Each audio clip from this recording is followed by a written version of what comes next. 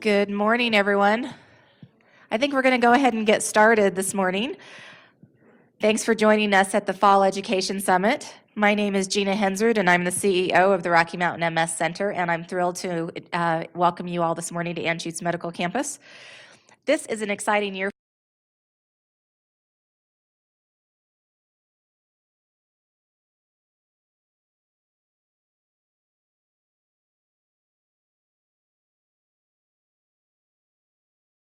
Center Day in Colorado, which we thought was kind of exciting because that was the day in 1978 that our organization was formed. You'll hear later this morning about some of the ways that MS has changed in the last 4 decades, and we're proud to say that we have been a part of those changes. We've contributed to research and advancing treatment practices and have fundamentally changed how we live with MS today. I hope that all of you have had some time to see the timeline that is up at the back of the exhibit area, and if you haven't, you should take a look. It's really quite something to see. I'm seeing some heads shaking. That's great. Also nice to see so many familiar faces this morning, I have to say. Throughout our history, patient education has always been a pillar of what we do, as you know. And at our education summits, we strive to provide the MS community with the latest research, treatment approaches, and strategies for living with MS. I'd like to ask on a personal note that as you listen to our presenters this morning, that you remember that information is powerful. And we hope this morning when you leave that you feel empowered and hopeful and prepared to continue to walk your journey with MS. Before we get started, I would like to take a moment to welcome our online viewers, and I'm told I need to look in the camera up on the wall there, so thank you all for joining us. We're excited to say that we have hundreds of folks registered online that are joining all of us in the room today from around the country, as well as from British Columbia and Queensland, so we're in very good company today. I'd like to thank our exhibitors today. We've got Biogen joining us, EMD Serono, Genentech, Novartis Pharmaceuticals, Sanofi Genzyme, and Teva. And I'd also like to acknowledge our community exhibitor, Accessible Systems. I hope that you've had a moment to stop by their tables. And we've also received patient education grants and sponsorships from Biogen and Genentech. And it's only because of all of their generous support that we're able to offer the Ed Summit at no cost. So I'd like to give them all a round of applause.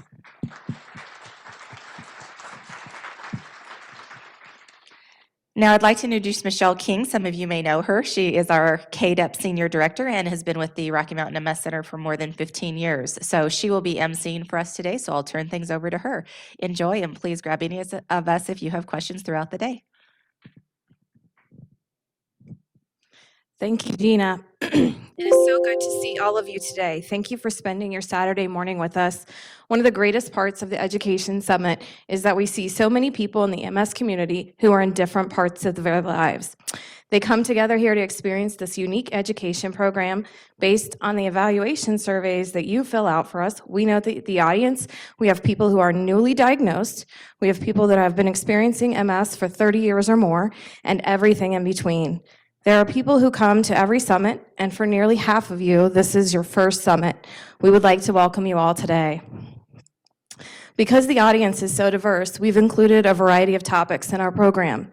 Our agenda features 4 presentations from our MS specialists. We'll conclude the day with a question and answer panel where you'll have the opportunity to ask all of our presenters any questions you may have. There are index cards on your table. Please write your questions down as we move through the presentations, and volunteers will be around to collect them. If you are watching on YouTube, you can submit your questions in the comment box. We will have 2 breaks during the program. These breaks are an opportunity to enjoy refreshments and connect with fellow attendees and visit our exhibitors. The complete PowerPoint and recording of the summit will be posted on the website at mscenter.org. I'd also like to call your attention to a very important item in your packet, the blue evaluation form. Please take a few minutes to fill out the form before you leave today. Online viewers, please be sure to go to our website to fill out the evaluation form. There is a direct link in the YouTube presentation description. You can leave the finished evaluation on your table or drop it in the blue evaluation box at the registration table on your way out. If your comments won't fit on the evaluation form, please feel free to use note cards and drop it in the box as well. Finally, a few logistics before we kick off presentations. Please silence or power down your mobile devices. Restrooms are located outside of the auditorium down the short hallway on the right. There is a second set of restrooms on the first floor. Also, if you have any questions or would like to learn more about the work we do, please feel free to speak to me or any of our other staff members. Our entire team worked hard to bring this event together, and any one of us would be more than happy to talk with you. With that, I'd like to welcome Dr. Timothy Vollmer to the stage. Dr. Vollmer is the MS Center's medical director and co-director of the Rocky Mountain MS Center at the University of Colorado. He has participated in more than 100 clinical studies in MS and is currently the principal investigator on seven funded studies. Dr. Vollmer will be discussing the immunology of MS in humans and emerging importance of B lymphocytes and astrocytes. Dr. Vollmer. Okay, thank you very much.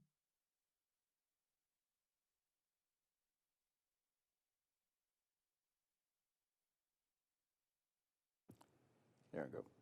How about now? Good. Well, welcome, and thank you all for taking time out of your weekend to come and listen with us. So we are very interested in just answering questions, so do feel free to write down questions, and we'll have a question-answer period later, and try to answer whatever you can. I'm going to be talking about sort of an overview of where the immunobiology of MS is now. The reason that we put this on the agenda is that over the last couple of years, there's been some huge changes in the way that we need to think about the MS of MS, and that gives us some very important clues as to where we need to go next as we try to pursue a cure. First thing that I need to do is, let me see if I can advance here, is to tell you that I am heavily conflicted. These are the disclosures. These are companies that I consult with. And the point being is that many of these are small companies, may not have products in the area yet, but some of them do, and some of them make medications that I prescribe. So if you have any questions about my relationship with the companies, feel free to catch me after the meeting today. So what I'd like to do is to talk about this concept of the immunology of MS and how that relates to a concept that we've been promoting for almost a decade now, which is called maximizing lifelong brain health in MS. And there are basically three components from our point of view in trying to maximize brain health in MS. And that is, one, trying to stop the damage that's occurring from MS. So to shut off the inflammatory attack on the brain as early as we can and as completely as we can within reasonable safety parameters. And the second part is to get patients to adopt an active, healthy lifestyle, because the brain health that we're talking about is not just where you're at now, it's where you're going to be at as you go through life. So when we're treating patients, we're treating you for where you're going to be at age 60 and 70. And what we're trying to do is to preserve your brain so that aging, which is our major issue in my age group and beyond, that you've got the buffering capacity in the brain to compensate for that so you can function normally as long as possible. So we're looking over the entire lifespan of the individual. And physical activity and intellectual activity creates a larger buffer capacity for the brain, or neurological reserve, that I'll talk about. And so if we can get people to exercise and they increase that neurological reserve, then that buffers for both aging and MS and allows people to function more normally. And the last part is diet.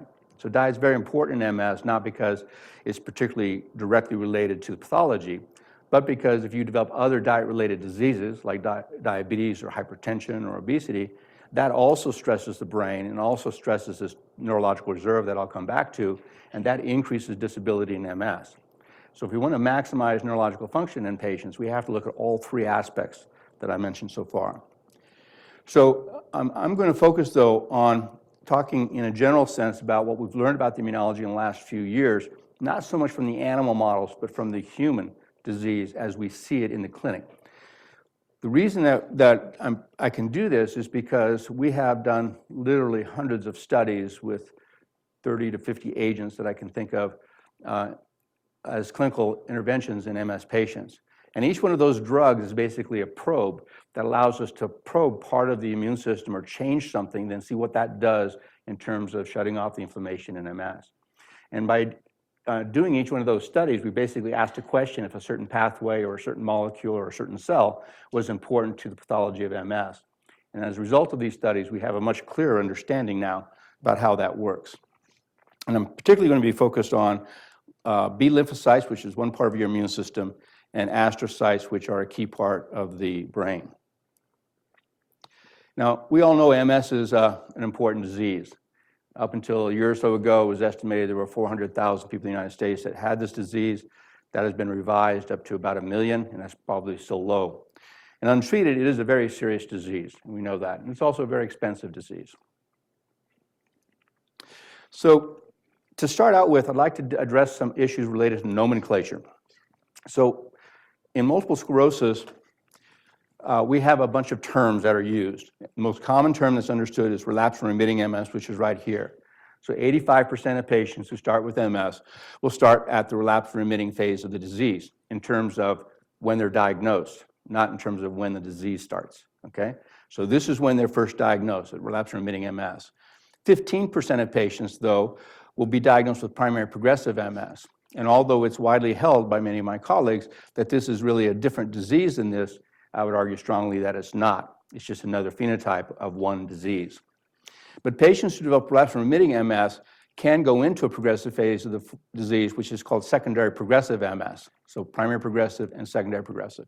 These are the same disease in every way you look at them. There is nobody in the world that can take brain tissue or blood tissue or any other tissue from MS patients and determine whether one's secondary progressive or primary progressive. And actually, they can't tell whether you're progressive or relapsed and remitting either. So that's a very important point that I'm going to come back to. Now, there's an earlier form of MS, or an earlier name for MS, called clinically isolated syndrome, CIS.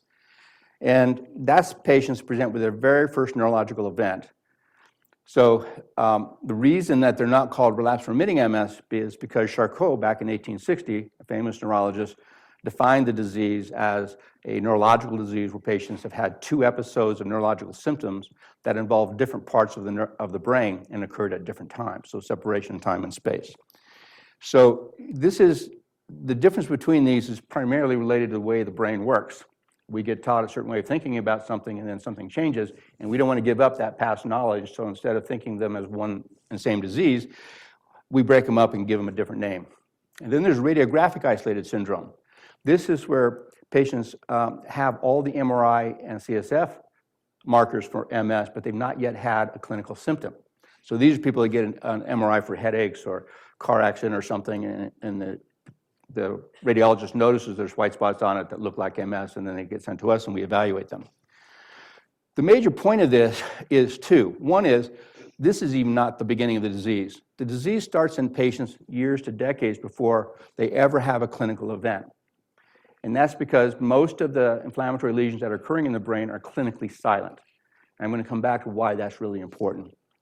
So at the Rockmount MS Center, we have a lot of projects, but one of our key projects is called the RISE MS project. And it's both in our pediatric MS clinic and our adult MS clinic. And that's because we think if we really want to improve outcomes in MS and really minimize the chance patients will ever have any disability that's going to change their life, we need to catch them back here when the disease starts. So we're doing studies to try to figure out how we can identify the disease in people before they ever have their first neurological event. Now, the other reason that this nomenclature is important to me is it discriminates. It discriminates against MS patients that, as far as we can tell from the literature and our own experience, is basically just a continuum of one disease. But because neurologists divided the disease up into these different groups, right now, for a company to get approval from the FDA to use a drug in all these forms, they have to do a separate development process for each one of them. That means they have to have a separate set of human trials in secondary progressive, relapsed remitting, or primary progressive, or CIS, or even RIS, to prove that the drugs work in those patients. Now that means that for each one of these forms of the disease, it would cost about $1 billion or more to get the drug through the development phase, and it takes up to 10 years. And so we have patients that have the same disease, but insurance will not approve our ability to use certain drugs because they don't happen to meet the exact criteria of the study that was used for that drug to get approved by the FDA. And that means patients have significant delays in getting access to therapies, they accumulate more brain damage, and that leaves them with more problems that they're going to have to deal with. This is a major problem in medicine, this tendency for humans to split, but that's what human brain does. It looks for differences and tries to put things together in different ways.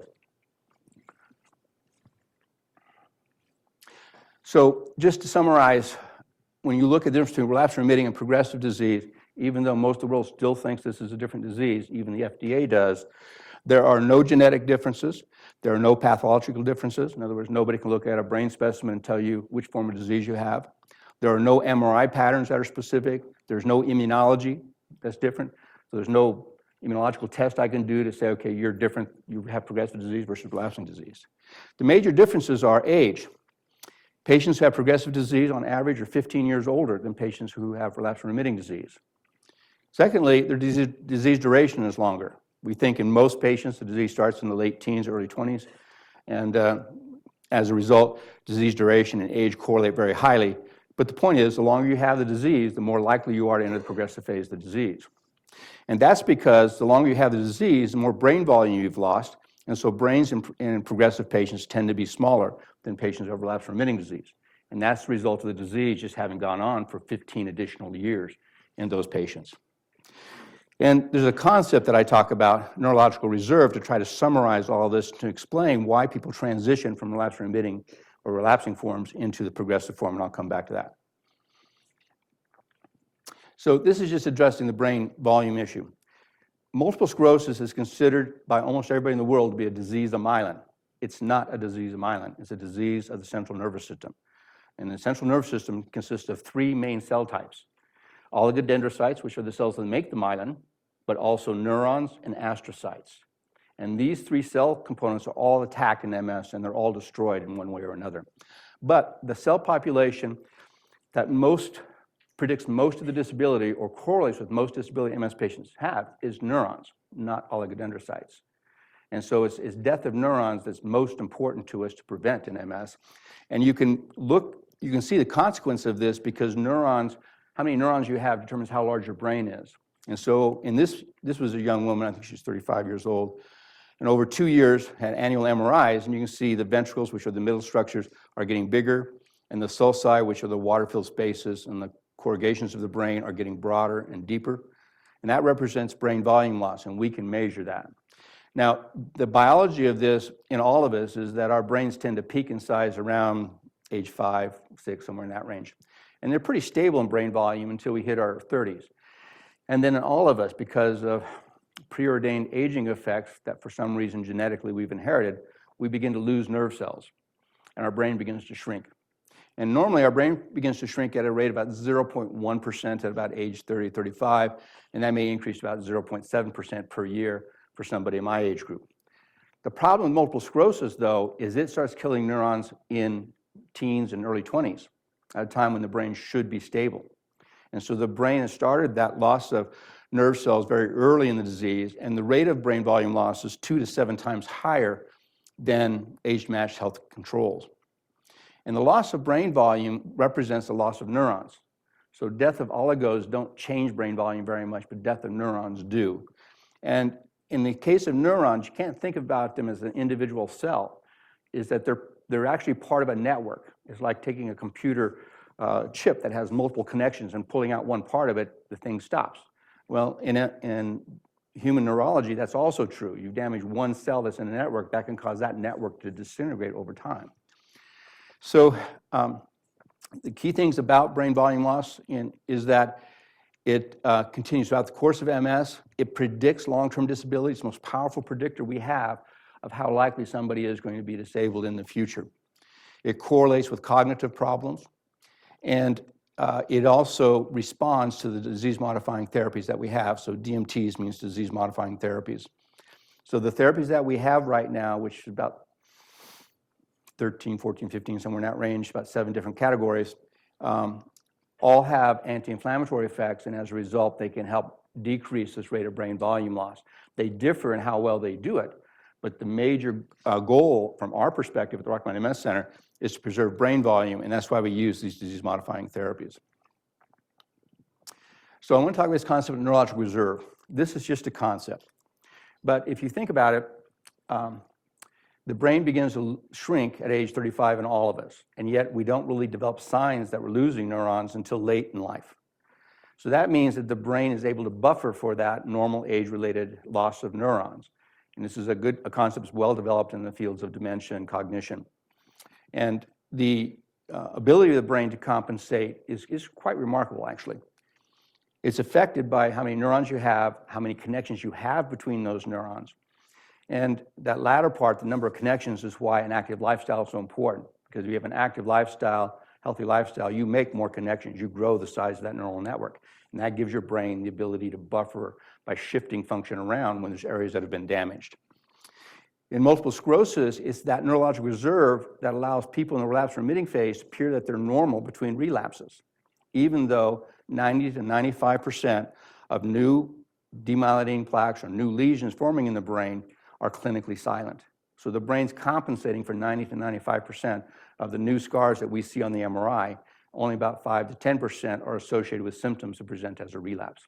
So that neurological reserve is really important there. The problem is, once you buy into this concept, then you have to ask what happens when you run out of neurological reserve.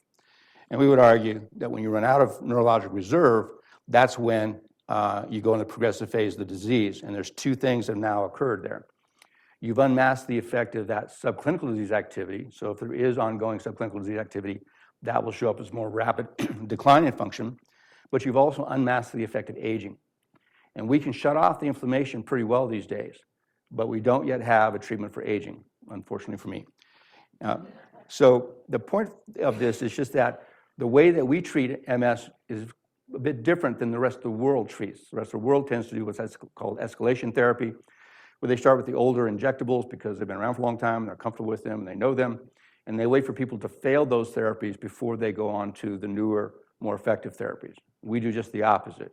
We use the most effective therapy that has an appropriate safety profile for that individual patient as early in the disease course as we can in order to shut off the disease and preserve neurological reserve for normal aging. We want you to go through normal problems in life and not have additional ones because of MS. So progressive disease, the reason that if you look at all the scientific literature, you can't find any way to tell the difference between a progressive patient and a relapsing patient without talking with them about how their symptoms are changing, is because they're progressive because they've simply used up that neurological reserve, and there's no specific way that I can measure that. It's just a concept. And just to demonstrate this is a study out of the University of Southern California and Dan Peltier's group. And what they did was they simply took MS patients' brains MRIs that they've had as part of their care, and they followed them over time so they can measure how much brain volume loss that they have over time. And then they corrected the rate of brain volume loss for aging. And it turns out, as I mentioned, and I'll come back to, that most MS disease activity occurs at the onset of the disease. So the disease is most active in 20 and 30-year-olds. And then the disease becomes less active after age 30 and begins to drop off. And by age 60, 65, about 70% of the inflammatory events that we saw at age 30 are no longer occurring. So about 70% of disease activity has gone away. That means about maybe half or so of people in age 60 are through the inflammatory phase, are not having any more inflammation, and aren't going to benefit from the disease-modifying therapies that we have. And that's not true for everybody, but it is true for some patients. So in the early phase, we'll look at the whole brain volume. So Sienna is a way to measure whole brain volume, and then thalamic volumes here. At age 30, almost all the brain volume loss, which is 0.25%, which is elevated, is about 2 to 3 times what you would expect at this age. Almost all of it's due to MS, which is the green. By age 40, there's a little bit of this due to normal brain volume loss that we all have, but by age 60, the majority of the brain volume loss is due to aging. And again, brain volume loss is the strongest correlate you have with disability.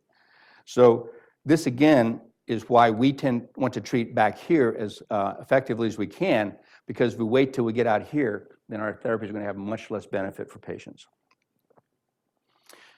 And I'm a lousy artist, and I recognize that. So, but I'm just trying to summarize everything I've told you, and that is that the new lesions on MRI are most brisk at onset of the disease when people are young, and they begin to slow down over time. Relapses represent about 10% of the new lesion formation on MRI, but they also begin to slow down over time. Eventually, the brain gets shrinks enough and loses enough nerve cells that it no longer has any reserve capacity, which means patients are using all of the nerve cells they've got at that moment to function. And that represents the onset of progressive disease. And progressive disease now is affected by brain volume loss due to MS and brain volume loss now due to aging, which is decreasing the brain reserve. Eventually, the inflammation stops in many patients out here, and they may not need these therapies anymore, but we want to stop the inflammation way back here in order to maximize outcomes.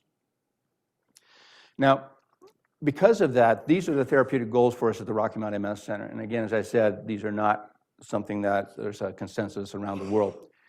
So in relapsed remitting patients, what we want to do is to preserve brain volume to maximize late life health. And so we want to shut off inflammation early.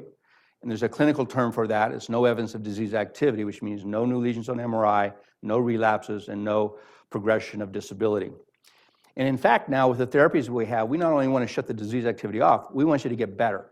And we have good data that using the therapies that we have available now in the correct way gives patients a very good chance of having what we call NITA plus.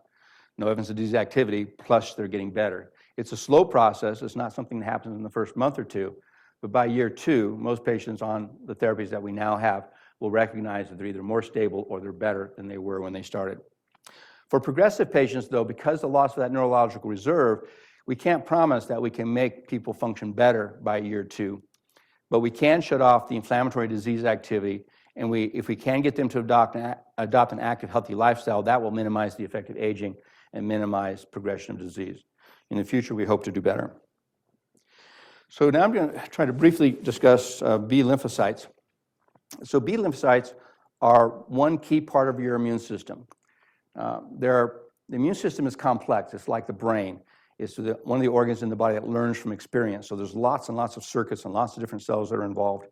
But basically, we divide it into what we call the innate immune system. These are the pre-programmed immune cells that respond to cancer, infectious agents automatically, even if they've never seen them before. And these are macrophages, dendritic cells, and as I'll mention, astrocytes. And then there's what we call the adaptive immune system or the smart immune system. These are B lymphocytes and T lymphocytes, and these cells learn from experience. So once they encounter a target, a virus or a bacterium or a cancer cell, they begin to change the receptors on their cell surface so that they can recognize that target better and more tightly and attack it more efficiently. And B lymphocytes are one part of that learning part of the immune system, and it's the part that makes antibodies. So when you get a flu vaccine, it's the B lymphocytes that make the anti-flu antibodies that then help protect you from influenza for that next year. Oops.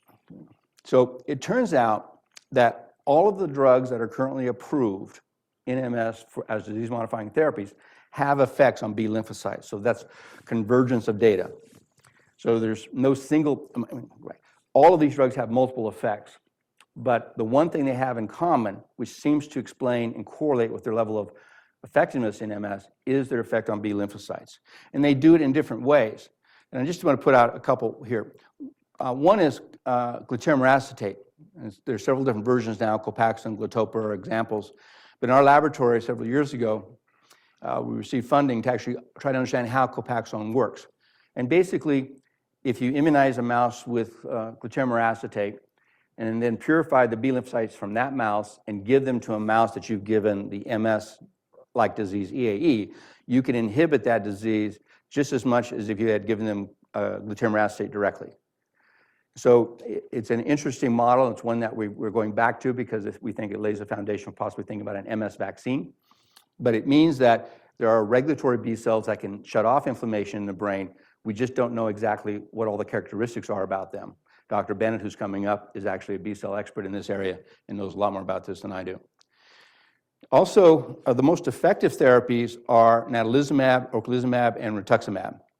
And ocrelizumab and rituximab work simply by killing B cells in the circulation. These are monoclonal antibodies. They target a single protein.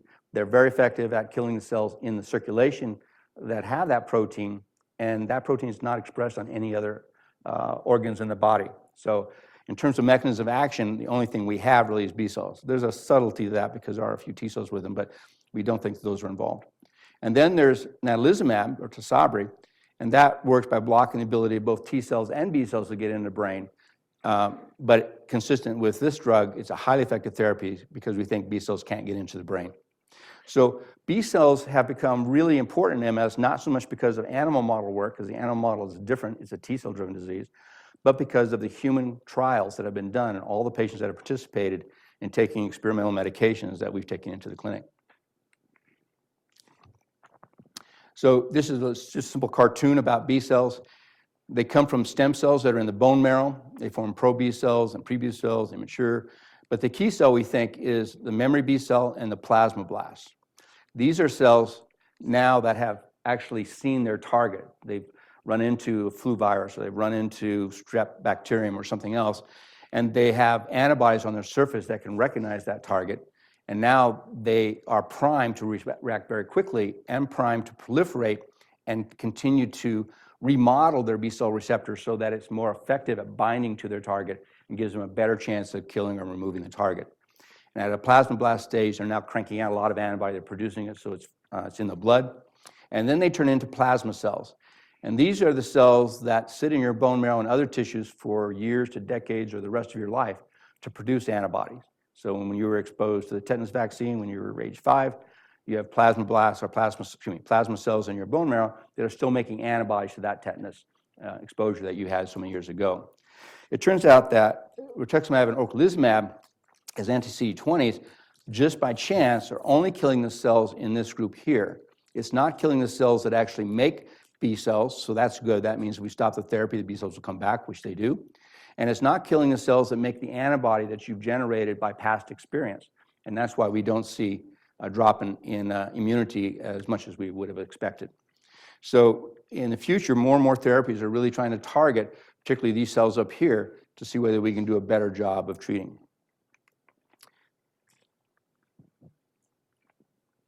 Oh, yes.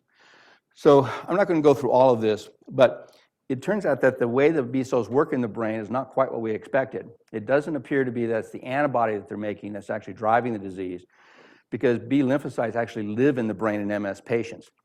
And with therapies like natalizumab and ocrelizumab, we don't seem to affect those B cells. They're alive, they're still making antibodies, and the antibody production in the brain, which is a hallmark of the disease, continues uninterrupted. But our therapies are simply working in the peripheral compartment, so we're killing B cells in the periphery. And that brings up a question of that it appears that you have to have fresh B cells coming from the blood, crossing the blood-brain barrier to cause the disease. And the question is where do they come from? Well, it turns out that the B lymphocytes that are in the brain that are part of MS are all cousins. They're all related by blood. And so genetically, you can sequence these, which Jeff has done, and you can trace them back to a single parent cell somewhere in the past. Now, in general, they haven't been able to find the parent cell itself in the brain of MS patients. So it brings up the question, is it just because these have now been deleted and you're just left with the daughter and other cells down here? Or are they coming from somewhere else so that you're actually only getting these more mature daughter cells into the brain? And that fundamentally changed in 2015. MS is like any other belief system in the world. There's strong religious trends within it. And it turns out that in 1930, there was a paper written by a very prominent neuropathologist who said the brain was special, that it didn't have lymphatics, and it wasn't connected to the immune system, and therefore it was an immune-privileged site. It didn't have the normal immune system as part of its normal biology. Turns out that's totally wrong. Actually, back in the late 1800s, people reported that they saw lymphatics. So lymphatics are the other vascular system that you have in your body that drains fluid from your tissues. And it drains that fluid into your lymph nodes and spleen so your immune system can survey it, and also just to get rid of excess fluid out of your tissues. And in 2015, groups at University of Virginia and in Sweden identified that there are lymphatics in the brain accidentally. This is a more recent, this is a human brain, and it's a technique to visualize lymphatics. And so the green lines that you can see here, these are where the lymphatics are. And they're draining spinal fluid from around the brain out of the skull through the jugular foramina and where the arteries come in and into lymph nodes. And those lymph nodes are deep cervical lymph nodes. They're at the base of the skull in the back here. So we have this connection between the brain and these lymph nodes now, and that has actually generated some very interesting research. And I think some of the most compelling for me is some recent studies. This is just showing that the B lymphocytes and T lymphocytes, in this case T lymphocytes, move in those lymphatics, and so the immune cells are leaving the brain through the lymphatics into those deep cervical lymph nodes. In a study from a collaboration led by a group at Yale, we were able to study tissue from patients that had donated their bodies for research, and there were 5 patients with different forms of MS. And the major thing that they found was that when they looked in the deep cervical lymph nodes, they could find the parent cell for the daughter cells, the B lymphocytes that were in the brain. And if you combine this with the clinical effects of ocrelizumab, rituximab, and natalizumab in particular, because they're such focused therapies, it argues that the B lymphocytes that are driving the disease are coming from those deep cervical lymph nodes from something that's draining into those lymph nodes from the brain. Could be cells, could be protein, could be something else. So there's something activating these B lymphocytes that causes them to then proliferate and mature and then enter the circulation and move back into the brain across the blood-brain barrier where they drive the disease. And we know that because if they're not in the brain, if they can't get into the brain, we can shut the disease off at a level above 95%. So this, the key for us now is trying to understand what these cells are responding to and how they're functioning. What do they actually do in the brain that causes the damage and inflammation? And also, given the Copaxone model, can we begin to change some of these B cells so that rather than causing inflammation, they inhibit inflammation? And that's a major project that we're working on here. So just briefly, astrocytes. Astrocytes, I'm out of time here, so it's going to be a very short talk. Astrocytes are one of the 3 major cell populations in the brain. So we all know what neurons are. They're the little computers that process all the information and make us who we are. And then oligodendrocytes are the ones that make the insulation material around the nerve fibers, the myelin. And then there are astrocytes. Astrocytes are the major structural element in the brain. They're the ones that protect the neurons and the oligos and give them this great microenvironment for them to work and prevent that microenvironment from being perturbed by things coming from the rest of the body. So they make the blood-brain barrier, they remove chemicals and toxic waste from around the neurons, and they allow them to be very healthy. But it also turns out they're part of the immune system. They're part of the innate immune system. So not only is the brain connected to the immune system, which is revolutionary, but the brain's a very rich immune organ because about half of its body weight is actually cells that can function as part of the immune system. This is an MS plaque. So this is what I call a looks all fast blue stain. So the blue is where the myelin is, and this is all normal myelin out here. You can see a blood vessel here, it's postcapillary venule. And then the white area here, this is the MS plaque where all the myelin has been destroyed. And the thing that makes up this plaque are astrocytes. And they're a special kind of astrocytes. They're an activated astrocyte. It's currently called A1. But astrocytes not only protect the brain, but they can damage the brain. And they can do that because they produce their immune cells, and they can produce a lot of inflammatory molecules that can, just like in an abscess in the skin, can kill things around them, including activated oxygen species like nitric oxide, oxygen-free radicals, a number of cytokines that attract more immune cells into the area, and other mechanisms. And these astrocytes are responding to the therapies that we have. So fingolimod or Gilenya can work by inhibiting certain receptors in the brain called S1P receptors that then inhibits the activation of the astrocytes so they don't produce the oxygen-free radicals and nitric oxide and other things that damage neurons and oligos. And dimethyl fumarate can interfere with the activation of the pro-inflammatory sequence, can activate another sequence, genetic sequence in these cells that is neuroprotective, that again decreases production of nitric oxide. And then lequinimod, a drug that we worked on for a long time that didn't make it through the FDA approval process, it works only in astrocytes. It doesn't have any impact on lymphocytes. And it works by, again, inhibiting the pro-inflammatory pathways that exist in astrocytes. And the reason that this is important, and we'll skip through this, this is just a model summarized on it, is because it provides the next opportunity for therapy development.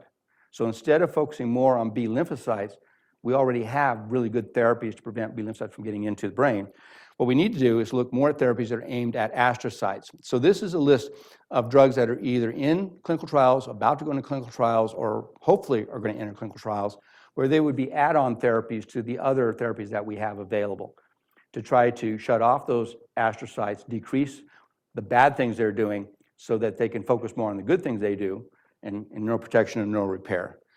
Some of these are remyelinating therapies like biotin and the antilingual antibodies, but most of the rest are really neuroprotection and include things like alpha-lipoic acid you can buy over the counter, drugs that we already have approved for MS, like fingolimod, dimethylfumarate, and there's new versions of this coming into play. And then statins, Lipitor, simvastatin, atorvastatin, drugs that many of us in this room take, also can downregulate astrocytes and turn them into astrocytes that are more focused on neuroprotection and repair and less focused on inflammation. So this is the next step, I think, in the evolution of therapies for MS, and it's certainly our priority to get these studies up and going. And hopefully we can, again, improve outcomes and also be able to approach the problems in progressive disease more effectively with these kinds of strategies. Thank you very much.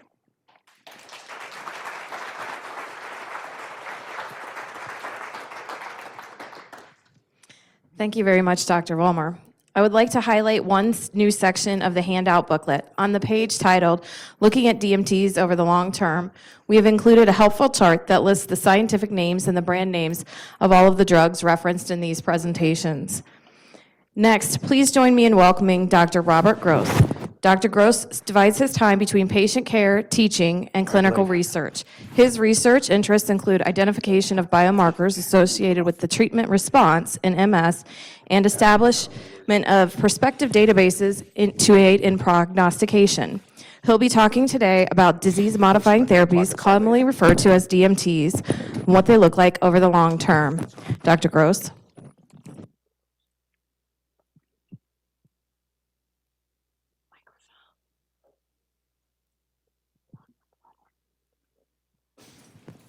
Okay. Hello, everybody. Can you hear me? Touch the button. How about now? Yes? Good. No. Who says no? Okay. Well, we're going to have some help on this. Well, thank you all for coming, and also thank you to all our audience members who are joining us from elsewhere remotely, which is exciting. I have nothing to disclose. So, topic of my talk: disease-modifying therapy over the long term. First, I think we need to establish what a disease-modifying therapy is, because I think that might be confusing for some people. These are, I think I got all of them, the current disease-modifying therapies that we have. And we have injectable agents like Rebif and Avonex and Betaseron, and we have pills like Aubagio, Gilenya, Tecfidera, and then we have infusions or infusibles like natalizumab, Tysabri, as well as Ocrevus, ocrelizumab, and rituximab. You've heard about, I think, many of those already from Dr. Vollmer. And disease-modifying therapies are not some of these other medicines that we frequently use in MS. And just give me 1 second here.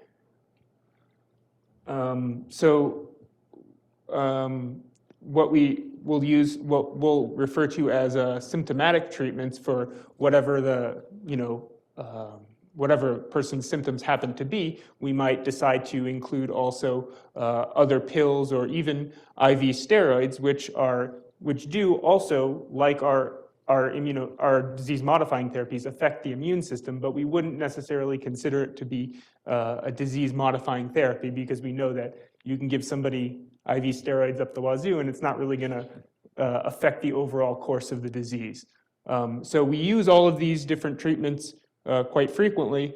They just, we think of them more as trying to help with whatever particular symptom a person might be having, and not as necessarily affecting the overall course of the disease. So then, of course, we need to define what long-term is. It's kind of interesting because, first of all, long-term, most people don't think of long-term as 6 months, but is it 2 years? Many of our clinical trials in MS, our randomized controlled trials, have a duration of 2 years. The main part of it is just 2 years. Now, we consider this to be kind of the gold standard for our evidence of whether these treatments work or not, but really we're only measuring them for a period of 2 years. And we know that MS goes on much longer than 2 years, and so it's only giving us a kind of a smaller glimpse as to how effective these treatments are and also what the potential side effects are. 5 years? What about 10 years? Or 30 years? So you've all seen pictures like this before as far as the kind of evolution of MS over time. And what we know is, again, this is reviewing some of the things that Dr. Vollmer was just talking about, that there is this preclinical phase of the disease, but we know that damage is already going on. And if somebody were to have an MRI at that point in time, you could see lesions already starting to pop up. And then at some point, they have an initial event. Let's see if I can get the pointer to work. Yes. So at some point, you can have an initial event right here. And at this point, you might be diagnosed with a clinically isolated syndrome or even now relapsing remitting disease. And we know that during all of this time, you're still having MS, you're still having MRI changes, you're still having new inflammatory lesions in the brain and spine. Excuse me. And gradually, the disease burden is accumulating. And then at some point, people may enter the secondary progressive phase. And at that point, the relapses begin to slow down, but a gradual accumulation of disability increases. And during all of this time, we're seeing gradual loss of brain volume. Okay, and again, this period of time that we're talking about, from the beginning changes of the disease to at this point when people are starting to become progressively more disabled, this is over a period of decades, not 1 or 2 years. Next slide.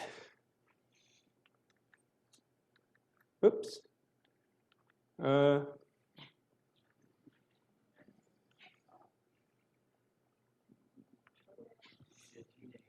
Yeah, that's right. Let's see here. And is it okay if can I see like the notes there? Well, okay. All right.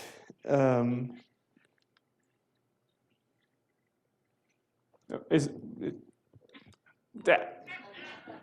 Just click on that. See where the arrow is? Yeah. Just if you. Oh, with the mouse? Yeah. Click Okay. on that and it'll take it back to the slideshow. All right. Right there. Here we go. There you go. Okay. All right. We'll not use this button anymore. Okay. I'm just gonna have to stay behind here. This is the expanded disability status scale. This was our most commonly used disability scale. It was originally developed by neurologist Kurtzky several decades ago now. And it goes from 0, which is basically there's no external evidence that a person has MS at all, to 10, which is the person has died. And then everywhere in between, you have 2, which is minimal disability, and 4, which is relatively severe disability, and then 6, which is requiring a cane to get around. So this is our most commonly used disability scale, and in particular, these some of these milestones, like number 4 and number 6, we're going to get back to soon because we're going to see them in some of these studies that we're going to look at. So just remember, kind of 4 relatively severe disability, 6 needing a cane to walk any distance.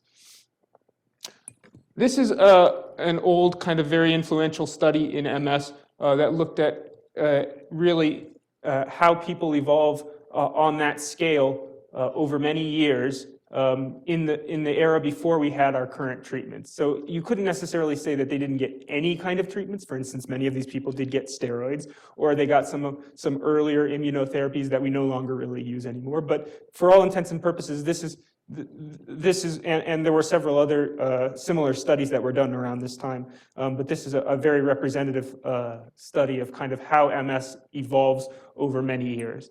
And so that we know that if you look at this first slide on the upper left, that again, most people when they're diagnosed get diagnosed with this relapsing remitting disease, and that on average, people, so there's a big variety in terms of how quickly people will get from the onset of their disease to EDSS-4 or relatively severe disability, okay? But on average, it's happening in the 50% of people who begin with relapsing remitting disease, it's happening somewhere around here, 8 or 9 years. Again, this is the natural history before we had any of our current treatments. Okay, but there was a big gap between people who were progressive at onset, what we would now call primary progressive, or people who had relapsing remitting disease at onset. So people with progressive disease at onset would reach that disability marker much quicker. On the other hand, they were tended to be a little bit older by the time they got diagnosed. But suffice to say that the disease evolved differently in these people depending on how they initially presented to medical care. On the other hand, once people reached this stage of relatively severe disability, between that and when they reached an EDSS of 6 or requiring a cane to walk, that didn't matter whether you were this progressive onset from the start or you had relapsing remitting disease. Once you'd reached this level of relatively severe disability, then on average, it was about 5 or 6 years until you reached, so to see where 50% of the people are, is about 5 or 6 years until you reached needing a cane, okay? And similarly, between needing a cane and then EDSS of 7, which is basically needing a wheelchair, again, it didn't really matter whether you had started with relapsing remitting disease at onset or secondary or progressive disease at onset. And so people have used, okay. People have used these kind of studies to, and this is again a similar slide showing comparing people who had secondary progressive disease on the left to primary progressive disease on the right. And again, people have used these kind of studies to say, as Dr. Vollmer was alluding to, that there's really not a difference phenomenologically between primary progressive and secondary progressive disease. You can't really distinguish these two in terms of how they act. The main difference, of course, is just the age and whether people had a relapsing disease course at the beginning. Okay, so when we talk about disease modification, what do we mean? I hope these animations work. Good. So we mean we're trying to change those curves. We're trying to make it such that over time, a higher percentage of people are doing well. And this is a timeline of our currently used immunotherapies, disease-modifying therapies in MS. And just to make note of the fact that we didn't get our first of our current MS immunotherapies until 1993, and that was interferon beta, beta serum. Okay? And then over the course of the next 25 years, we got over a dozen other immunotherapies. But just to recognize that in the lifetime, well, looking around the room here, it looks like probably in everybody's lifetime in this room, at some point, there were no MS immunotherapies. So this is all relatively new, so to speak. Okay? And so that makes a difference in terms of when we're talking about how do these drugs act over the long term. We're going to have our most information about that for these early drugs, because they've been around the longest, obviously. And we're going to have less information about some of these newer drugs because time hasn't elapsed as much yet. And this is just a little schematic about how we think of some of these drugs. And there are a variety of ways one could look at this, but this is a little schematic that tells us roughly how we think of them in terms of how effective they are versus how risky they are. And we see that in the low risk category, but also fairly low effectiveness, we have those early injectable agents, the interferons and the glatiramer acetate. And then on the other side, we have some of these treatments like mitoxantrone that we don't really use that much in this country anymore, and alemtuzumab, which is a relatively newer IV medication that are pretty effective in MS, but also come with a fairly high risk profile. And then in this kind of sweet spot area, we have ocrelizumab or Ocrevus and natalizumab, which is Tysabri, and you see here the JC virus, which is we'll get back to again in a little bit, but that's the virus that causes the brain infection PML. So for people who are negative for that virus and decide to go on Tysabri, or regardless of the virus, decide to go on ocrelizumab, this is an extremely effective treatment strategy, and also in this low-risk kind of category. So this is just to give you guys a little bit of an overall sense of where we see the different treatments. And there's much more that one could say about them, and I will get in some future slides to some of the relative merits of each of them. This is going on a little bit about brain volume loss, because you can't have a talk at the Rocky Mountain MS Center without talking a little bit about brain volume, and you've already heard a little bit from Dr. Volmer, but this is one of the kind of influential slides that articles that told us kind of the difference between what would be considered normal brain volume loss in people who don't have MS and accelerated brain volume loss in people who do have MS. And so on the top you see this is the rates in people who have MS, and there's a bit of a range here, but most people are above this 0.4% brain volume loss per year compared to people who don't have MS, where most people are below that line. So that people have used that 0.4% as kind of a dividing marker between what's kind of considered, we'll say, a normal rate of brain volume loss and what's an accelerated rate of brain volume loss. And again, brain volume loss begins at the very earliest part of the disease and then proceeds throughout the course of the disease in an accelerated fashion.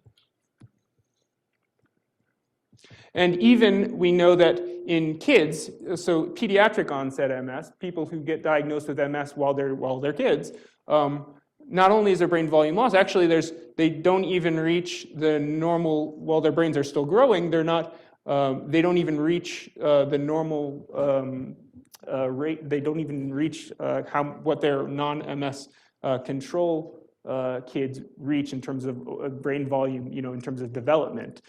So we know that these processes, again, are happening very early on, and that's why we want to target them very early.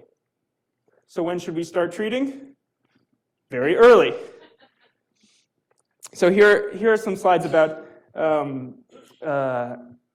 why we think that early treatment is better. And there are many articles and studies that have told us that early treatment is better, but these are just some of them that have looked at using drugs over the long term. So what we know about in this very early study, when people were given beta-seron after an initial demyelinating event, and they were tracking to see how long it takes for people to be diagnosed with CDMS, which is clinically definite MS, in other words, having another MS attack, how long it takes them if they started treatment right after this first event or if they waited.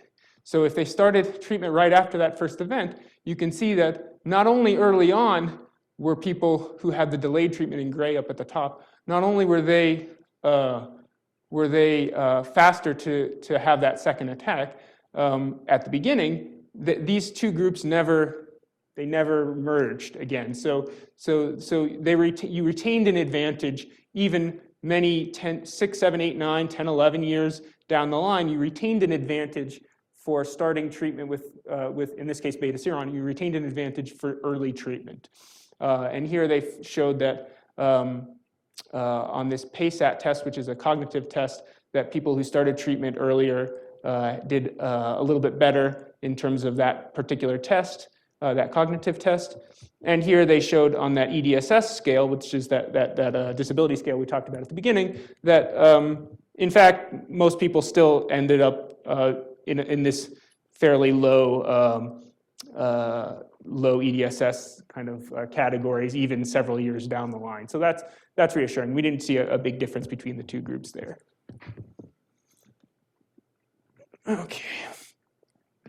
And in another study looking at people who had that initial demyelinating event and seeing kind of where they ended up over time, in this case, the outcome that we were looking at is EDSS of 3, and that again is more kind of moderate disability. You see that in the green, people who started treatment right after that first demyelinating event, they did better. They were less likely to reach that EDSS of 3, moderate disability, over, this is in months here, so we're looking at 10, 15, up to 15 years. they did better than people who waited in the blue till after they had their second attack to start treatment. Okay?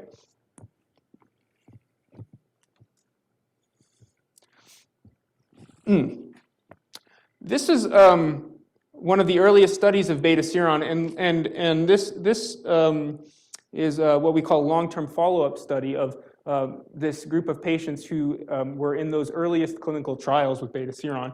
And what this was actually a really interesting study. What investigators were actually able to find is that compared to people who were initially randomized to placebo, the people who were originally randomized to beta seron actually, they had a survival benefit after 10, 15, 20 years. They were less likely to be dead, which is a really impressive finding if you think about it. And it probably, and again, looking at, actually I think we can probably skip this slide in the interest of time. Again, early treatment with beta seron led to a less likelihood of developing various markers of disability, including the EDSS of 6. It was less likely to happen with early treatment of beta seron.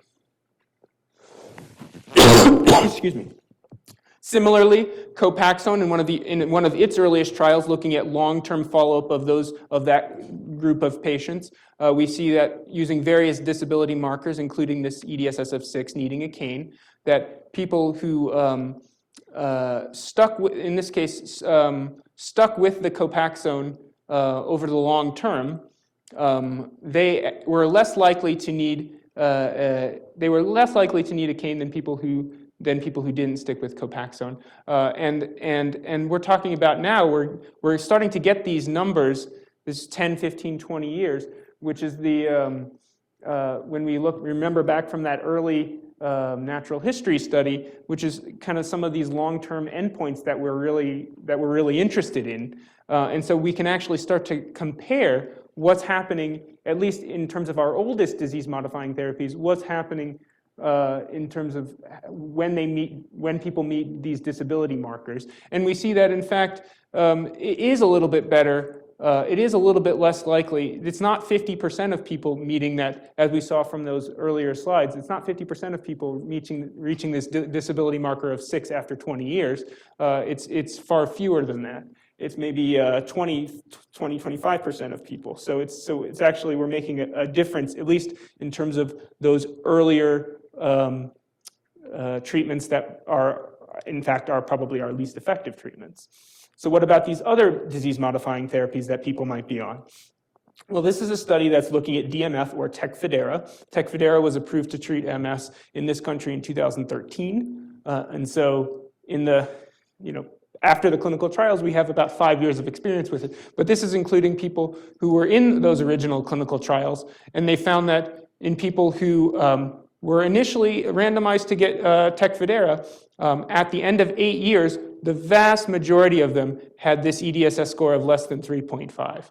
And it was actually pretty similar in people who originally randomized to placebo and then subsequently got on to Tecfidera. So in fact, we're not at 20 years yet here, but in terms of kind of levels below moderate disability, when we're starting patients, and again, in some of these more recent clinical trials, we're starting people on treatment earlier and earlier.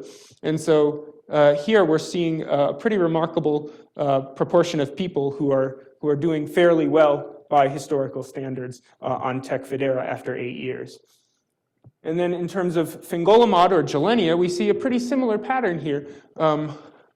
Looking at it over, so this is month 48, month 60, so 5, 6, 7, 8 years, that the EDSS score has really remained remarkably stable, even in this yellow is highly active group that were highly active at the beginning. Even in this highly active group, the EDSS scores remained low and stable over, this is now going on 8 years with Tecfidera, and we have even more people because Gilenya, because Gilenya has been out on the market here since 2010. So we have even more people that we can look at being on treatment over a longer period of time. And we see that in this larger cohort compared to compared to Tecfidera, that people are still very low likelihood of going on to higher disability scores.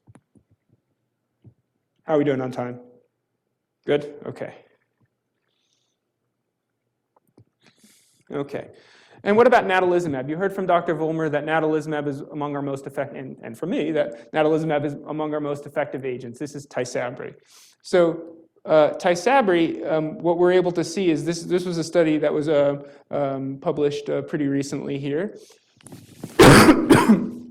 What we're able to see is the outcome measure that they were looking at is either an increase in that EDSS score by a single point or an increase in that EDSS score by 2 points. Okay, and when we talk about confirmed, so on the upper left here, this column is all EDSS increased by 1 point, and this is EDSS increased by 2 points. And then in these rows, we have the status was confirmed after 24 weeks or confirmed after 48 weeks. We do this often in clinical trials because people can have fluctuations, and so it's important that if we measure an increase in disability at one time point, that subsequently is confirmed or sustained. Either often we're using 3 months or 6 months, or in this case, they're doing 6 months or almost a year. Okay, and so what they found is that over now looking, let's see here, 24 months. So this is, oh, excuse me, this is weeks. So this is a 5.5, 6, almost 6 years. What we're seeing is that with long-term use of Tysabri, the chances of going on to have even just one increase, a single point increase in disability is really low. And this is divided between people who started with relapses and people who started without relapses. But even people who started with relapses and were more active, we had less than 25% over 5.5 years who would even have a single point increase on disability. But if we used a more stringent criteria over here, where they had to have an increase in disability by 2 points, and it was sustained over 48 weeks, hardly anybody, on average probably about 5% of people after 5 years, ended up getting worse over time with Tysabri, on one of our most effective treatments. So that's really impressive study finding. And what about, so these are a few studies here that looked at kind of how we use treatments in the real world. So those other studies that were focused on kind of what was happening to those people, mostly people who were involved in those original clinical trials and then proceeded to be followed over time. But these are just cohorts of patients from, in this case, from Spain, and just being followed like you would be followed here, and regardless of what treatment the doctors decide to put the person on. And what they found is that over time, so this is measuring from time 0 up to time 20, 25 years, that the chances of reaching this EDSS of 6 or needing a cane over 25 years, the majority of people did not need that. And again, this is regardless of what treatment they went on. And so we can presume that since this was being measured over the previous decade, that a lot of people were being treated with injectables, or they were being treated with some of our maybe less effective treatments. And so, but even still, we can see that reaching an EDSS of 6, only less than 20% of people reach that by 20 years. So that's doing actually a lot better than we were doing in the prior era before we had our current treatments. And we had 50% of people reaching EDSS of 6 by 20 years. A similar study out of San Francisco, and with actually a pretty similar result, that in this, on the left, we're talking about EDSS of 6, and on the right, we're talking about transition to secondary progressive MS after 20 years. But in using just EDSS of 6, after 20 years, only about 16% of people did end up with that disability marker. So again, we're doing considerably better than we were before, but we're not specifying which treatments people were using, or if they were on no treatments at all. We don't really know from these studies. This is a Swedish study that looked at how likely people were to progress depending on when they started treatment. And this is again going back to the point that if you started treatment early on, as in within 1 year, in the blue on the top, you are much less likely to progress over, this is in months here, 10, 12 years. You are much less likely to progress than if you waited 1 to 3 years, or if you waited more than 3 years in the green. Those people were more likely to progress in terms of their disability. Okay, and then another study that looked at going on 2 minutes. Okay, I'm going to speed through this. Okay, a study that looked at going on disability, the chances that somebody would need to go on disability now in the DMT era, and they found that people who actually went on DMTs were less likely to go on to need to go on disability. And what about improvement? So we've talked a lot about progression or trying to slow down progression, but what about actually getting people better than when they started? So what about that? Can we achieve that with our current treatments? And actually, yes, we can in some people, especially early on in the disease when we're treating people with some of our more effective treatments. So this is Gilenya or fingolimod. We see that depending on the definition that one uses for improvement, between a third and even over 50% might have some improvement over many months, up to 96, so up to, 8 years. People actually up to between a third and a half of people will have some amount of improvement while on Gilenya compared to their baseline. So that's great. And then we see with natalizumab or Tysabri that going up to year 8.5, that up to a third of people, this is using, again, a more stringent criteria for how improvement, at least 1.5 or 2 points on the EDSS scale, that up to a third of people actually did improve when they went on treatment with Tysabri up to 8.5 years. And then this is alemtuzumab or Lemtrada, that where you see kind of similar numbers here in terms of who improves. We don't use this treatment as much just because of its safety profile. I don't know if I'm going to have time to get into stopping treatments because I have 0 minutes left. We can maybe talk about this a little bit more in the Q&A session, but suffice to say, we know that over time relapses decline in the natural history of MS, that people are less likely to have inflammatory plaques beginning, early on. They're more likely to in the green, and then over time the green plaques subside, and such that by here, this is an autopsy study, by later on in the disease, a lot of these plaques are inactive in the brain.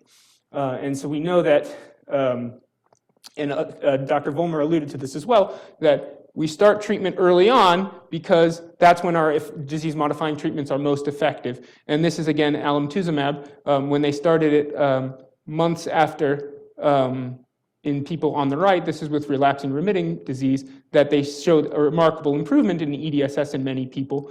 But if they waited until people were on the left, the secondary progressive phase, then they just continued to have this slow increase in EDSS over time. And so this was one of the key studies that kind of established that we have this critical window of opportunity in which we really need to start treating people as early as possible, and we can't wait until the damage has already been done. Okay. And that remains true also for rituximab and ocrelizumab in terms of treating people who have a primary progressive disease as well. We know that people who are who have a more inflammatory disease and people who are younger are more likely to benefit from these two treatments that can actually slow down the progression in a primary progressive patient. So, and then this question of when we need to stop treatments, again, we don't really have a good answer for that right now, but we know that the treatments themselves become less effective over time, or at least the disease makes it such that they're not as needed over time. But the risks might increase over time for certain potential side effects. So we see on the left here, you have lipoatrophy or welts that people can get from the injectables that can be disfiguring and especially increase the longer you've been on it. In the middle, we have the dreaded PML, which is this nasty brain infection most closely associated with Tysabri. What we've learned actually very recently from our Biogen colleagues is that, happy news, that this risk of PML in the JC virus negative patient remains essentially zero, even if you're on it for long term, like 5, 6, 7 years. But that the risk of, and we already knew this, does go up over time in the JC virus positive patient. So we try to avoid treating the JC virus positive patient with natalizumab or Tysabri as much as we possibly can.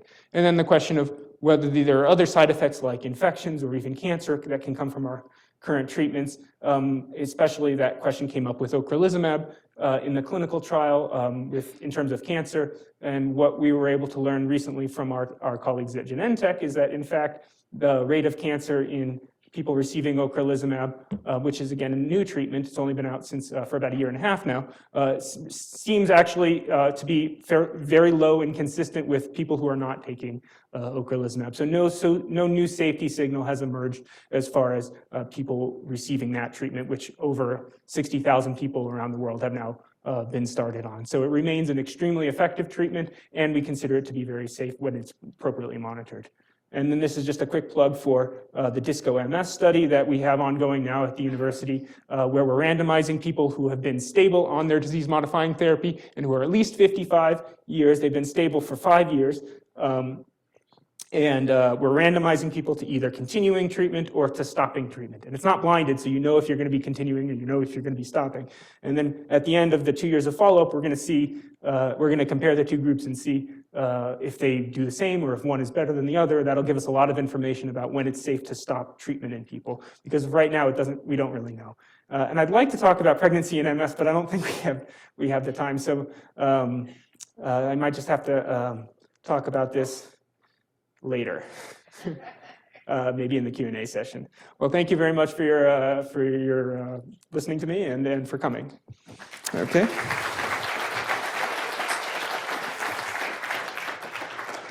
Thank you so much, Dr. Gross.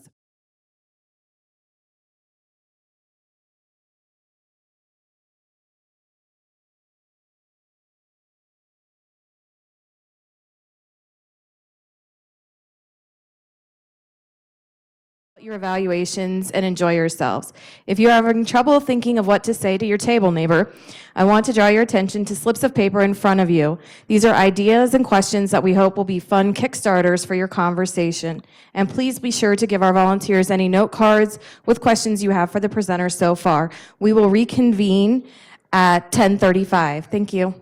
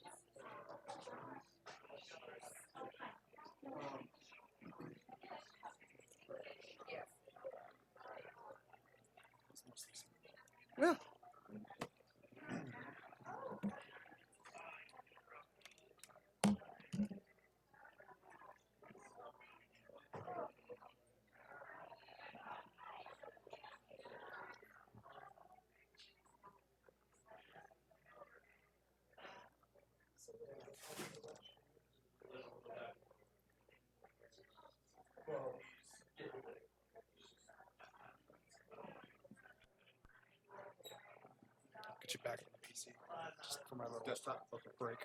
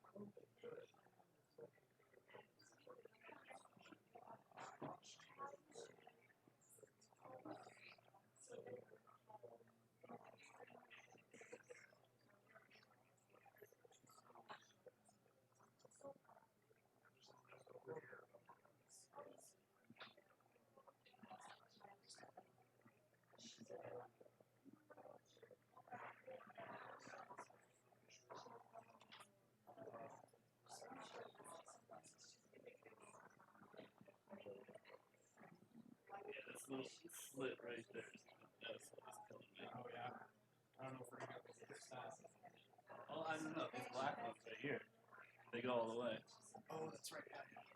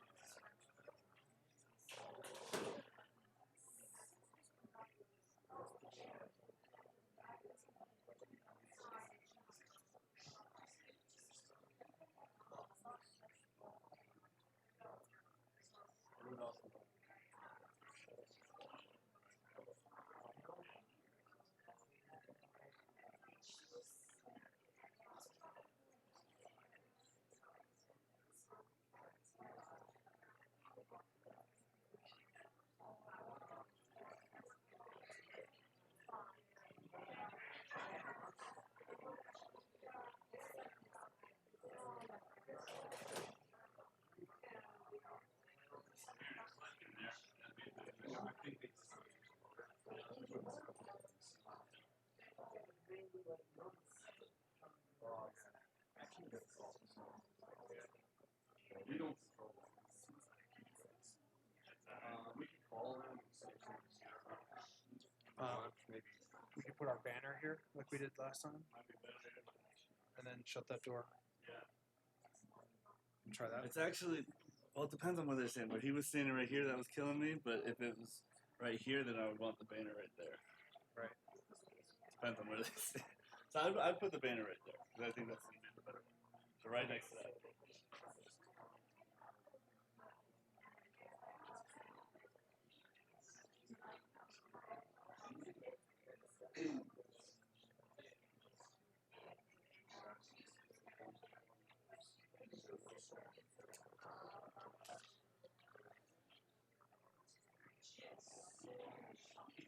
They should.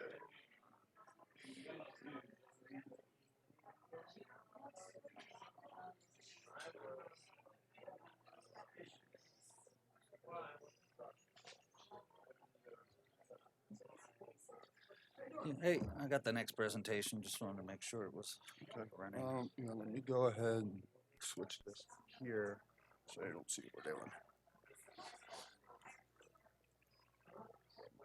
Yep. So if you want to, this is going to be a clicker there. It's a clicker forward, back. Mhm. Is there a pointer on this? Yeah, I guess the center one is a pointer.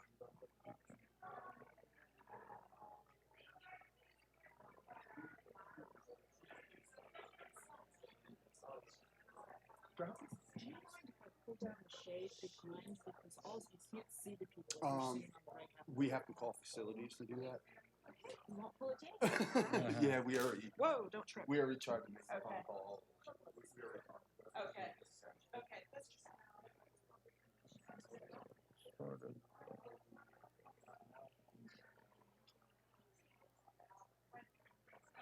We're back. Oh, I was like, I had my hearing aid on, but I like.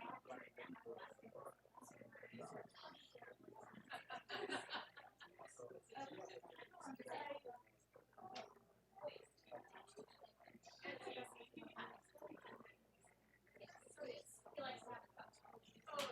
He's like, So we're gonna put it here.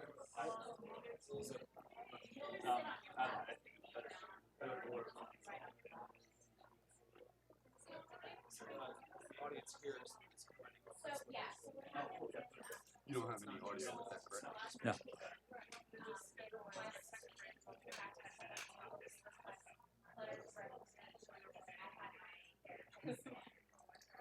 Right, like you're saying how it's beneficial to me, and then my doctor filled out.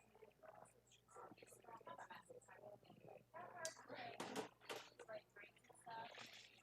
They wanted a video of his face, but. And then a little video of why.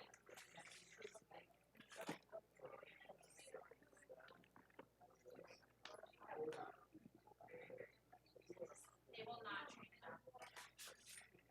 Because they do the test and package. Right. So they got him when he was 6 months. Right. And they want to make sure that you have the doctor when he's 10 and 6. So they're not going to. Okay. So they trained him for a year and a half, and then they said, the dog said, If you like, we can give you the microphone now. Yeah. We start in I about guess if 2 minutes. Really? Okay. I found something where I was the same thing said twice. Either I. All right. Right. Activity and progression.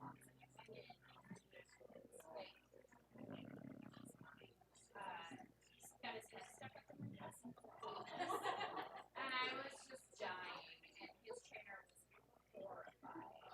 And I was like, it's fine, I love it. And then he fell asleep. All right. There. Now I don't have to look like I'm just repeated the same line twice. All right. There we go. So just make this easier for you. So all you have to do, just touch it once. Does it make it go green? Yeah. And we'll just go ahead and send that back there. And that'll be great. And however you feel comfortable. Okay. I don't know if you have inside outside Yeah. pocket there. She'll come up and do the introduction. And All we'll right. have you all That's fine. And so have you been around for the other talks? Has it been easier for speakers to be out front of this podium since it's back so far? They've been using if the you wanna pointer. if you want to come up front, perfect. Yeah. Okay. We have a guy in there who's running the camera because we're live streaming this out also. But Okay. yeah, you anywhere in this area, you're fine. Okay.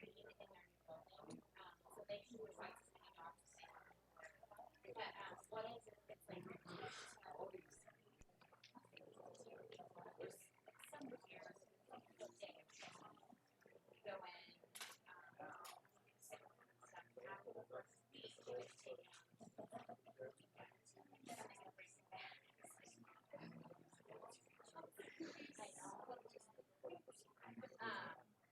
you do that for 2 weeks, and then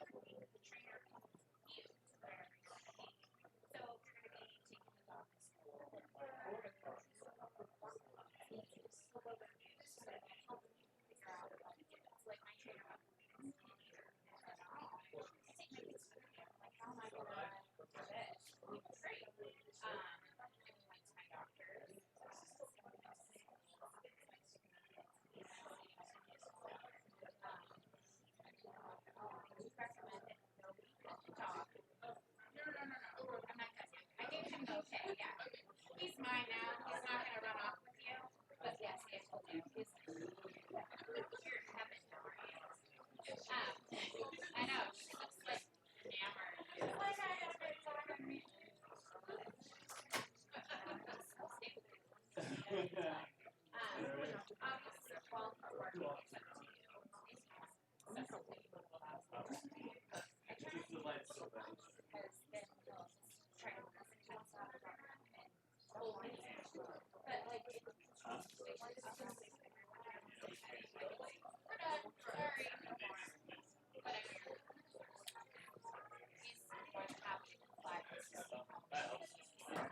Common sense, practicality. It's for like the first, it's the first 30 days they recommend you pronounce your family. The first 2 weeks that you have him, they recommend. Is Dr. Bennett coming to get the mic? I've got him mic'd up. He's ready to go. I've got his stuff all set. I'll go ahead and bring his presentation up. All right, I'm just gonna start. Sounds good.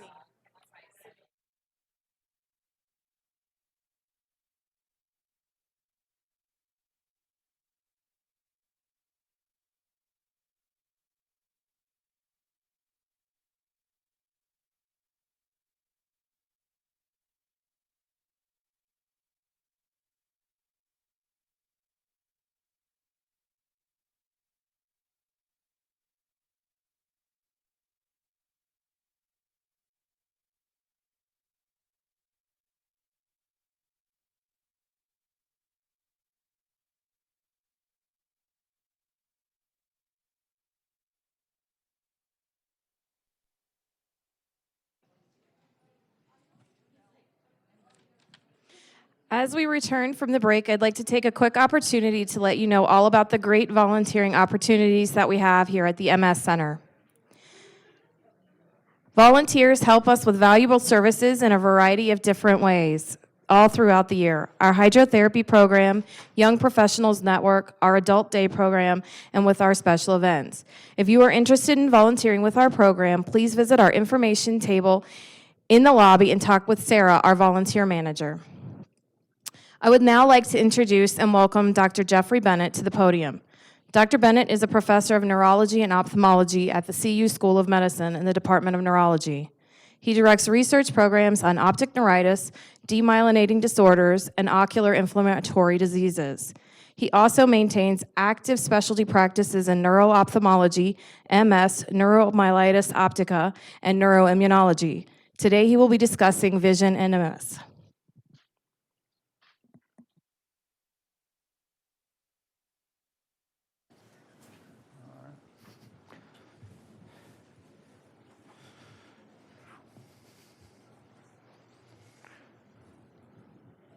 All right. Looks like the mic is working. Good morning, everyone. I appreciate the opportunity to talk to you all about one aspect of multiple sclerosis and its symptomatology, and that is in the visual sphere. And if you haven't figured it out through your lifespan already, we as human beings are very visual organisms. We are very dependent on our vision for daily tasks. And 40% of our brain, in one way or another, is devoted to the visual system. So therefore, by odds, if you have any activity that's affecting the central nervous system in multiple sclerosis, you're going to have some problem with your vision. And the way we think about visual problems in MS is the ins and the outs of vision. Is there a problem in seeing? In particular, is there a problem in capturing or interpreting the visual scene? And all of those functions can be disrupted in multiple sclerosis. Or is there a problem in moving the eyes to attend to the visual scene?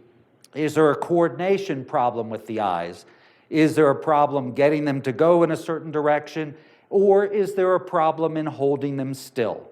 And all of those things can manifest as disease activity in multiple sclerosis, and they can have various degrees of therapy.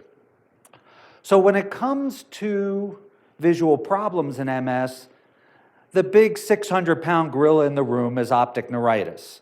because optic neuritis or inflammation of the optic nerves is a very common symptom in multiple sclerosis. About 70% of all patients will have optic neuritis at some point during their disease course. If we count evidence that we have that there's injury to the optic nerves, even in asymptomatic optic neuritis patients, it's probably close to 90% of people have some damage that's occurred to the optic nerves. And it is the initial presentation of multiple sclerosis in about 20% of individuals. What is optic neuritis? Optic neuritis, if you have to remember one thing as a patient, is acute, painful vision loss. Why do we say it's acute? Because the peak loss of vision happens within a couple of days, and it usually won't worsen past 2 weeks. Why do we call it painful? Because the eye hurts, and it hurts in about 90% of people. And it isn't, oh my God, get me some painkillers. It's a vague sort of pressure in most cases, and it gets worse with eye movement. The vision loss can be anywhere from still seeing normal but sensing that something is not quite right with the vision to being no light perception. So it can be dramatic degrees of differences. And if you have to pick one optic nerve problem to get, fortunately, it's optic neuritis, because optic neuritis tends to get better. And in most cases of MS, 90% of people get better to better than 20/40 vision. I'm not claiming that 20/40 vision is great, but the Department of Motor Vehicles says 20/40 vision is adequate. So we'll draw the line in the sand there in 20/40 vision. And the mean improvement in vision is actually better than 20/20 with episodes of optic neuritis. So overall, vision is going to get better in optic neuritis. The question is whether optic neuritis needs to be assisted, and we'll talk about that in a second. This is what your physician, sees when he looks into the back of your eye when you have optic neuritis. This is a normal appearing optic nerve. The point being is, I don't want anyone here to be confused that you come in, you're complaining of vision loss, and the doctor says, well, everything looks fine to me, that they've excluded the fact that it's optic neuritis. In fact, most of the time, 2/3 of the time, this looks normal. About 1/3 of the time, there could be mild swelling, and very rarely is there a significant change in the appearance of the back of the eye. So the old adage, if you're not seeing anything and I'm not seeing anything, the problem is probably optic neuritis, is true. Typically, there's some other findings on exam that tell me that the optic nerve is the culprit, but overall, optic neuritis is pretty bland when it comes to looking at the back of the eye, because the culprit is inflammation of the optic nerve behind the eyeball, and right here, this optic nerve is only 10% of the entire length of the optic nerve, so I'm looking at very little of it, and most of the problem is well behind there. So, what do we do to prove that it's optic neuritis? Sometimes we get an MRI scan, but this time of the orbits. If your doctor gets an MRI scan of your brain and says, well, gee, I didn't see any optic nerve problem, well, hate to tell you that the brain MRI can catch optic neuritis maybe 30% of the time. It just isn't sliced just right to look through the optic nerve in its entirety. But if you get an orbital MRI, you have a 95% chance of seeing that optic nerve imaging. So if there's some question on the exam, don't be surprised if an MRI scan is performed. And this is a bright right optic nerve with optic neuritis. Notice the left optic nerve, not so bright. Sometimes you might get a checkerboard test where you get some electrodes placed on your head and you've just got to watch it. That's called a visual evoked response. That can detect optic nerve problems. It doesn't tell anyone that it's particularly optic neuritis, but in general, the bad portion of the VER is that it can't tell you that the problem is definitively optic neuritis like an MRI scan can conform to. And so the VER, generally from a neuro-ophthalmic standpoint, is a point of weakness. I don't do a VER unless I want to prove that the optic nerve is healthy, okay?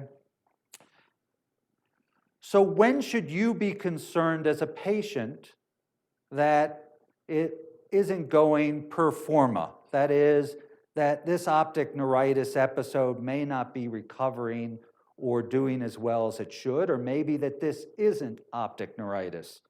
One point is that if it worsens, the vision worsens for more than 2 weeks, it's unlikely to be optic neuritis. If there's persistent pain, it's unlikely to be optic neuritis. Optic neuritis, as I mentioned, is painful, but if you have steroids administered, the pain responds actually very quickly, much well before the vision starts to improve. And finally, if there hasn't been any recovery by 4 to 6 weeks after treatment, that's when you should raise some concerns, because about 20/50 vision 4 weeks after the onset of optic neuritis is a bad prognostic sign.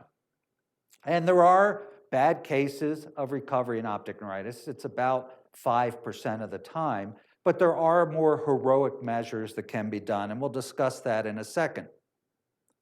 So what do we do when people have optic neuritis? Well, you all know what we do all the time. We just give steroids, okay?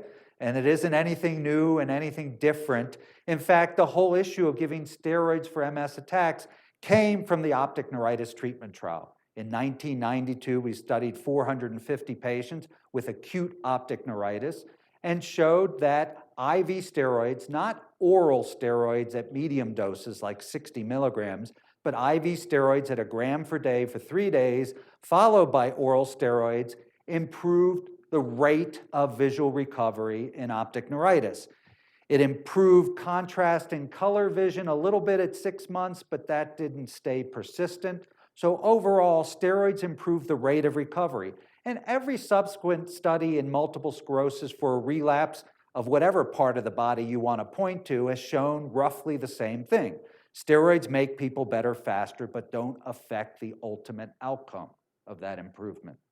And the optic nerve isn't any different. What is that difference in rate? 2 weeks over about 6 months is the improvement rate that's quickened. And that can be important for getting back binocular vision, getting back sharpness of vision that helps with daily activities. And I'm not saying in any reason, just because it improves the rate of recovery, it isn't worth doing. What we are understanding from other causes of optic neuritis is that steroids possibly can run a second seat to doing plasma exchange, which can be helpful for severe demyelinating events. And there are many instances where steroids did not improve visual recovery, but plasma exchange did. So that's why I want you to keep in mind, if vision isn't improving, that plasma exchange may be an option for your doctor to consider for that relapse, and the sooner you do it, the better. But plasma exchange requires hospitalization, a large central line, so there are other considerations to be had. So what about progressive vision loss? The good thing about progressive vision loss is while it can happen in multiple sclerosis, it's probably less than about 3% of all patients. This is not a common problem at all. As opposed to other demyelinating disorders, progressive vision loss is not common in MS. And if you have progressive vision loss, I want you to think that this is unrelated to MS whatsoever. It needs to be seen by your eye doctor. Something else is probably going on. And that something else can be innocent. I can see some patients in my clinic sent over from the MS clinic that would just need glasses, okay? The vision is deteriorating because, yeah, we all get older, can't help that. Cataracts, yeah, we all get older again. Cataracts are a common cause of vision deterioration, and for cataracts, they can be accelerated by the exposure to steroids. So you're at risk, perhaps, for premature generation of cataracts, particularly of the time, the posterior subcapsular cataracts, that can be most visually detrimental. And then there can be retinal disease. Even simple things like age-related macular degeneration can be a problem that's a double whammy, unrelated to MS, no increased risk, but can cause vision loss. Uveitis or eye inflammation can also be of concern. So, what about other processes that affect the reception of vision? Visual field loss, a piece of your vision that's missing, but no loss in visual acuity, can also happen in MS, maybe about 5% of the time. And it generally affects both eyes because this injury involves the visual pathways beyond where the visual information is communicated between the two optic nerves. So therefore, preserve visual acuity, no preference whether it's the right or left side of vision. So you have to be aware that if the vision loss is there, whether you're looking through the right or the left eye, it's time to talk to your doctor because likely it's a sign of new disease activity. Visual perceptual disorders, cognitive orders that affect your ability to appreciate what you're seeing, are again rare in MS. They occur very late in the disease, almost always in the progressive phase of the disease, and they can include not attending to a visual side of the world, either dressing yourself or even paying attention to that side. It can be palinopsia, a fancy word for seeing a visual object persisting. I'm looking here, I look over here, and I still see what I saw over there. Polyopia, seeing multiple images in either eye individually. And there usually is evidence of other thinking problems at this stage because this is a processing problem going on in the brain. So again, this is late disease. It isn't something we're generally concerned about earlier on. There are other causes of vision loss, including, as I mentioned previously, eye inflammation happening in very few MS patients. And sometimes you can have congenital problems like this, which is a bunch of tapioca pudding / rock candy look to the optic nerve, which is optic disc drusen. And that can cause sometimes dropout in the visual field as patients get older. It's confused with some progression of the MS. And basically, it's an untreatable but rare condition that sometimes can cause visual field loss, but usually won't affect that 20/20 vision. Sometimes, with stress or steroid use, we can see blisters of the retina, which is called central serous retinopathy. So acute vision loss rarely cannot be optic neuritis and has to be differentiated, especially when someone isn't looking there. I've had a couple of cases where I've had referrals for persistent optic neuritis treated with steroids, and it actually is central serous retinopathy, and they keep giving steroids, which keeps causing the central serous retinopathy. So you can get into very unusual loops. I will say that if there is anyone here who gets acute optic neuritis, one of the research trials we have going on at the MS Center is comparing how different forms of steroid preparation can affect the health of the optic nerve after optic neuritis. So patients who have acute optic neuritis, whether they have MS or whether it's their first clinical symptom, will get steroids, IV Solumedrol, versus Acthar gel, which is corticotrophin, another approved therapy for optic neuritis. You get one or the other, so everyone gets treated, you get drug-free, and it's our ability to follow not only how recovery does, but how the optic nerve fares afterwards. And why is that?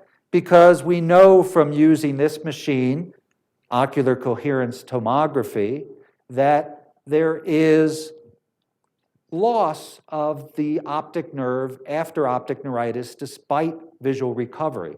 There's atrophy that occurs of the optic nerve. And why do we use OCT in MS? We use it for a number of reasons. Many of you have sat in front of the machine. I've read probably most of all of your OCTs. And we use it to diagnose optic nerve injury because we can see the loss of tissue that comes with optic nerve injury, even if that injury may have been subtle or not noticed by the patient. We can use it to evaluate retinal swelling So we use it for safety in those of you who might be on fingolimod or Gilenya. And we use it to possibly evaluate disease progression. So a lot of you who come to an appointment and have to sit in front of this machine, the idea is to bank this data with the idea that changes in the OCT may be reflective of the same changes that are going on in your brain that might point to atrophy over time or disease progression. So what is the OCT measuring? It's measuring the thickness of the fibers that make up the optic nerve. The problem with the diagnosis of optic neuritis that makes this machine useless is that optic neuritis happens back here. We're reading what's happening up here. And so therefore, when you do an OCT machine, we need the damage back here to be reflected up here. And that doesn't happen for about 3 to 6 months. So as you can see, with optic neuritis, the optic nerve can be swollen, it can be normal in size, and eventually it'll start to show thinning, but we can't see that thinning till at least 3 to 6 months afterwards. So the machine isn't very good for telling us someone has optic neuritis when it's happening, but it's very good about telling us optic neuritis that's happened, okay? So OCT and optic neuritis, can OCT diagnose optic neuritis? No. Can OCT detect prior optic neuritis? Yeah, if it's occurred long enough ago. And we're looking at the rate that that atrophy may occur so that we could say, hey, the prognosis might not be as good for this optic neuritis as another one. But again, I'm not personally very encouraged about that sort of research when it's looking at, gee, a month into it, how thin is your optic nerve? It's thin, maybe this isn't a good sign, it's atrophied quickly. Well, the point is, if you haven't had recovery by 1 month, I know you should be treated more aggressively anyways. So this has to be fleshed out a little bit further. Can optic neuritis predict vision? Well, yeah, yes and no. We also know that some people can have tremendous loss of their optic nerve tissue and see great after optic neuritis, and others can have minimal loss and see horribly. And we have yet to figure out what's going on in those situations. But in general, the more loss you have, the worse it generally ends up that your vision is. And once you get to about more than 30% loss of your tissue, you get on the slippery slope of further events can mean poor visual recovery. So why do we get it with fingolimod, that is OCT? We get it because here in the macula you can get these fluid-filled pockets that happen very rarely with fingolimod patients. At the current dose, it's probably less than 0.5%. If it doesn't occur immediately, it probably never will. But typically in the course of treatment, you get it before patients start, and you get it about 3 months into it to make sure that that swelling hasn't happened. And then you can repeat it to make sure it doesn't recur at whatever interval. What's the treatment if this blistering were to occur? Stop the medicine, and it generally resolves. It's a rare but important consequence to know about of the therapy. And then finally, as we talked about with brain atrophy, OCT and its measures, here you have the thickness of the right and the left optic nerve, and you notice as the brain shrinks, the optic nerve shrinks in thickness. And the question is, and it's been done numerous times both in patients with and without attacks of optic neuritis, that this relationship correlates. So the times that we're measuring brain volume to look at whether there might be an indication of progression of disease, OCT may be another metric that substitutes for this in the long run once we figure out how tight this relationship is and whether it can be used to predict something that isn't going on too well in the control of the disease. So you can go from 70 to 66, have no cares in the world, and we might be a little bit concerned that the disease is progressing even without taking an MRI scan. So moving on to the outs of vision is double vision. And double vision is a binocular problem. And what do I mean by that? Double vision is caused because your headlights are not in alignment, okay? One eye is looking at here, one eye is looking over here. And if it's that case, it's usually fairly obvious, but sometimes the eyes are just subtly out of alignment. It's causing double vision. And the way you can tell it's a binocular problem is it goes away if you close one eye. And it doesn't matter which eye you close.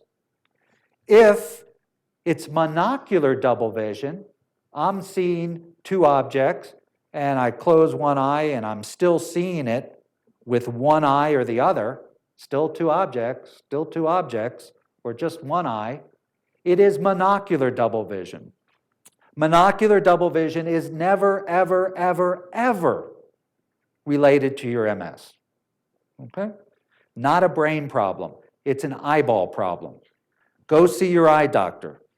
You've already made the diagnosis of which pew in the church you need to go to see, and it's your eye doctor. Because monocular double vision can be a corneal problem, it can be dry eye, it can be cataract, it can be some condensation in the jelly of your eye, it can be a wrinkle on the retinal membrane, but it has nothing to do with your optic nerves or brain. Okay? So that's one way you can participate in doing this. This is a 30-year-old gentleman who has having double vision. All right, there he is. And he's having multiple images. And when we look at him, he looks pretty good straight ahead, but he has a 6th nerve palsy. So when he looks to the left, he does fine. But when he looks to the right, that right eye doesn't go outwards. The 6th nerve is one cranial nerve of all of them that's very much involved in having double vision with multiple sclerosis. Still rarer than most conditions, but cranial nerve problems can cause double vision. This is another fellow with double vision. He has the most common cause of double vision in MS, an internuclear ophthalmoplegia. This is not a cranial nerve problem, but a brain problem. A brain problem that results because the connections between the centers in the brain that move the eyes right and left are disrupted.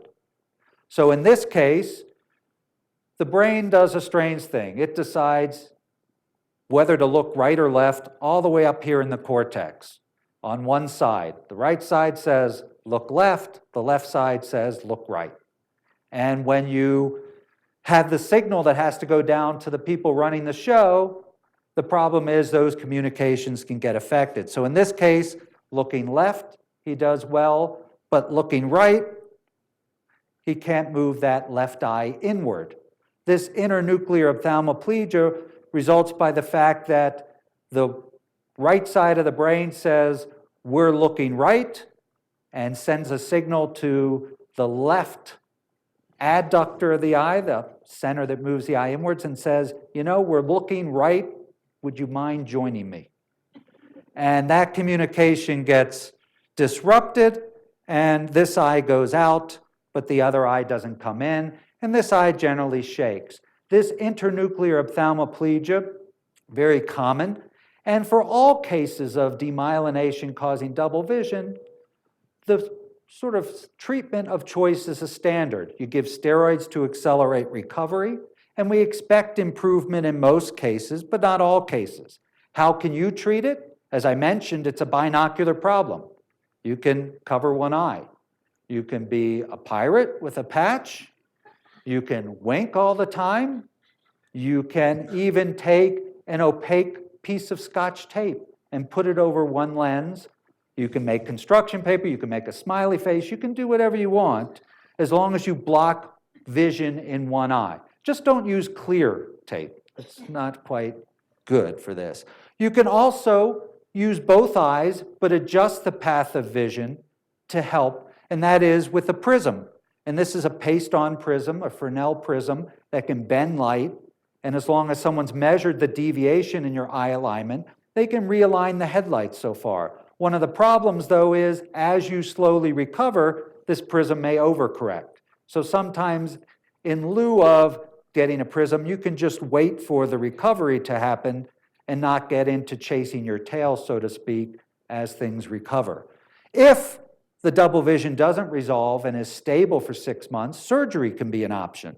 Physically cut off the muscle, reattach it, and realign the eyes that way. That way, no prism is needed. Last subject, nystagmus. What is nystagmus? Nystagmus is a fancy word for involuntary rhythmic shaking or wobbling of the eyes.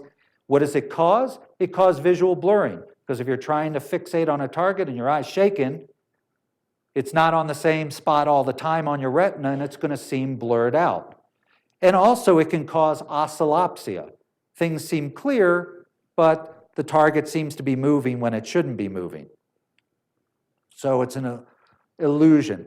Before you run home and get freaked out, everybody has nystagmus, okay? In your far reaches of gaze, you have small symmetrical movements of the eye. And so with nystagmus, there is always a little beating of the eye. Let me just get this started.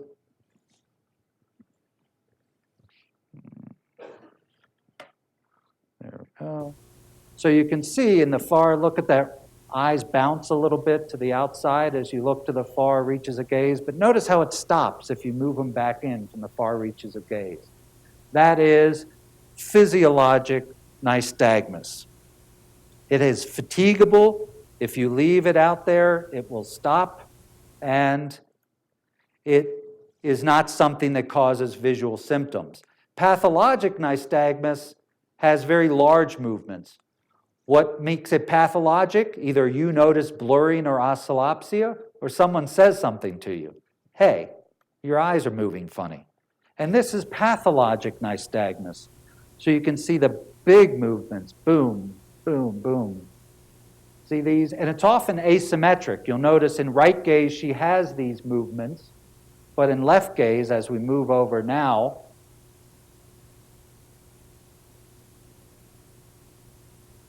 now we're going to finally get to the left here. Notice how the eyes are rather stable.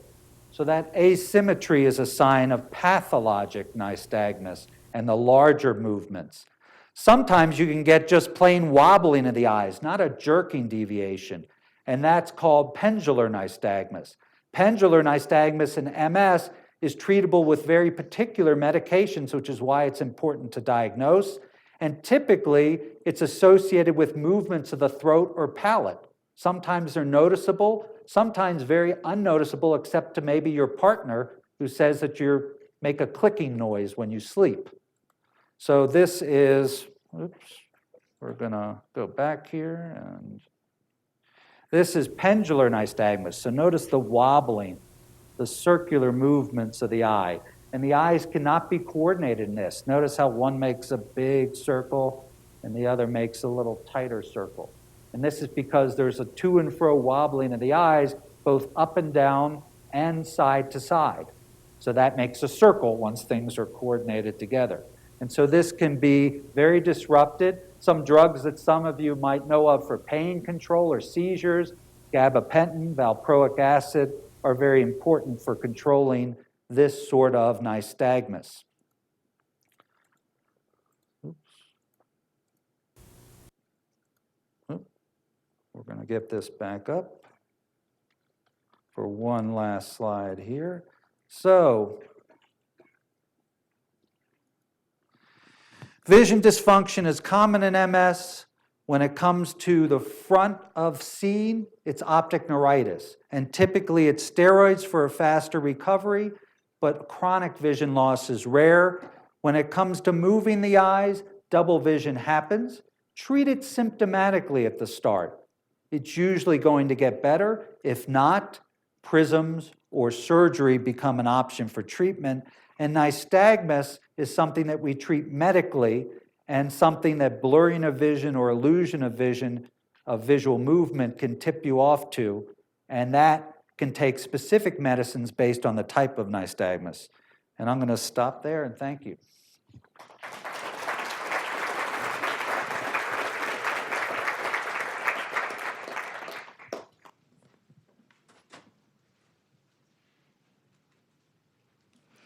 Thank you, Dr. Bennett. All of the work we do year-round is only possible through support and generosity of our donors. Colorado Gives Day is coming up on Tuesday, December 4th, and we hope you'll consider making a year-end gift to help us ensure that our programming can continue to be strong.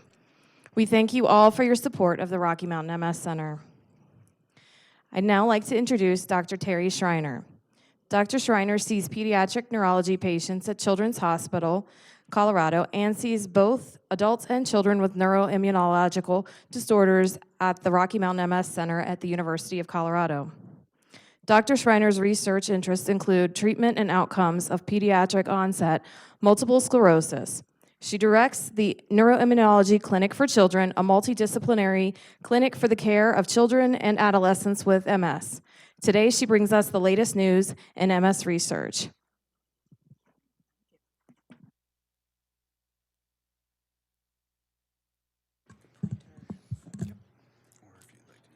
Okay. All right, good morning. It's my pleasure to be here today to talk to you about some of the exciting things happening in MS research. I hope it's been a good morning for you so far.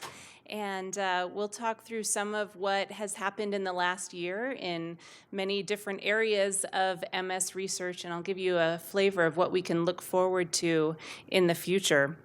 I understand that we'll have a question and answer time after this. So if you think of any questions as we go through, please jot them down so we can get to those later. So, I think I need someone with some technical ability since I can see my slides, but nobody else can.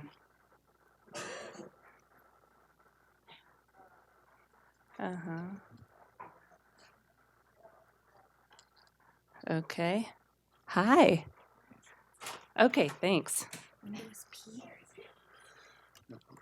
No. Okay, good. Yeah, that looks like my slide. So, great. So let's talk about the 4 broad categories of updates that we'll hit this morning. First of all, the diagnosis of multiple sclerosis. We think of this as being something static. It actually does change with time, and I'll tell you about how it's changed. We'll talk about some of the biomarkers of disease. We'll touch on some new information about environmental risk factors. And lastly, we'll talk about some treatments. So this is for your record as we go through. You have the notes and you can track along. These are the different aspects of each of those categories that we'll touch on today. So first of all, diagnosing multiple sclerosis. We think about this as something that's really sort of cut and dry, like either you have it or you don't. But there's no one test for MS that says, yes, you have it, or no, you don't. What is required is certain criteria to be met and proof that you don't have other things that can look like MS but aren't. In the basic format, we talk about things like dissemination in time and dissemination in space, which might bring to mind some images like this, when in fact, what we're talking about is this. When we talk multiple sclerosis dissemination in time, we're talking about, something happened in January, I had an optic neuritis, I got better. Something happened in July, maybe I had some weakness of my right arm, I got better. That's dissemination in time. And then dissemination in space is, I have a spot here, I have a spot here, I have a spot here. And there are certain criteria that help us to know whether or not a given patient is meeting those criteria for diagnosis. And so if someone has had 2 attacks and they are different one from the next, then they meet criteria for dissemination in space and time.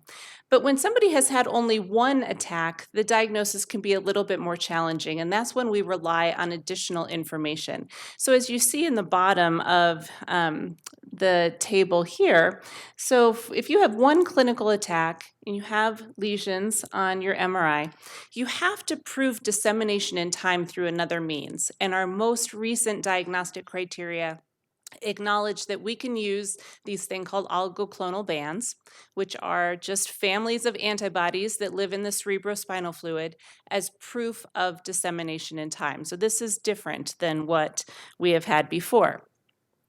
We also can use both asymptomatic and symptomatic lesions on the brain MRI when determining dissemination in space. And for the first time, we can use cortical lesions. Now, let me show you what a cortical lesion is. So our brain has layers, and the outsidemost layer is the cortex, and this is where the cell bodies of the neurons live.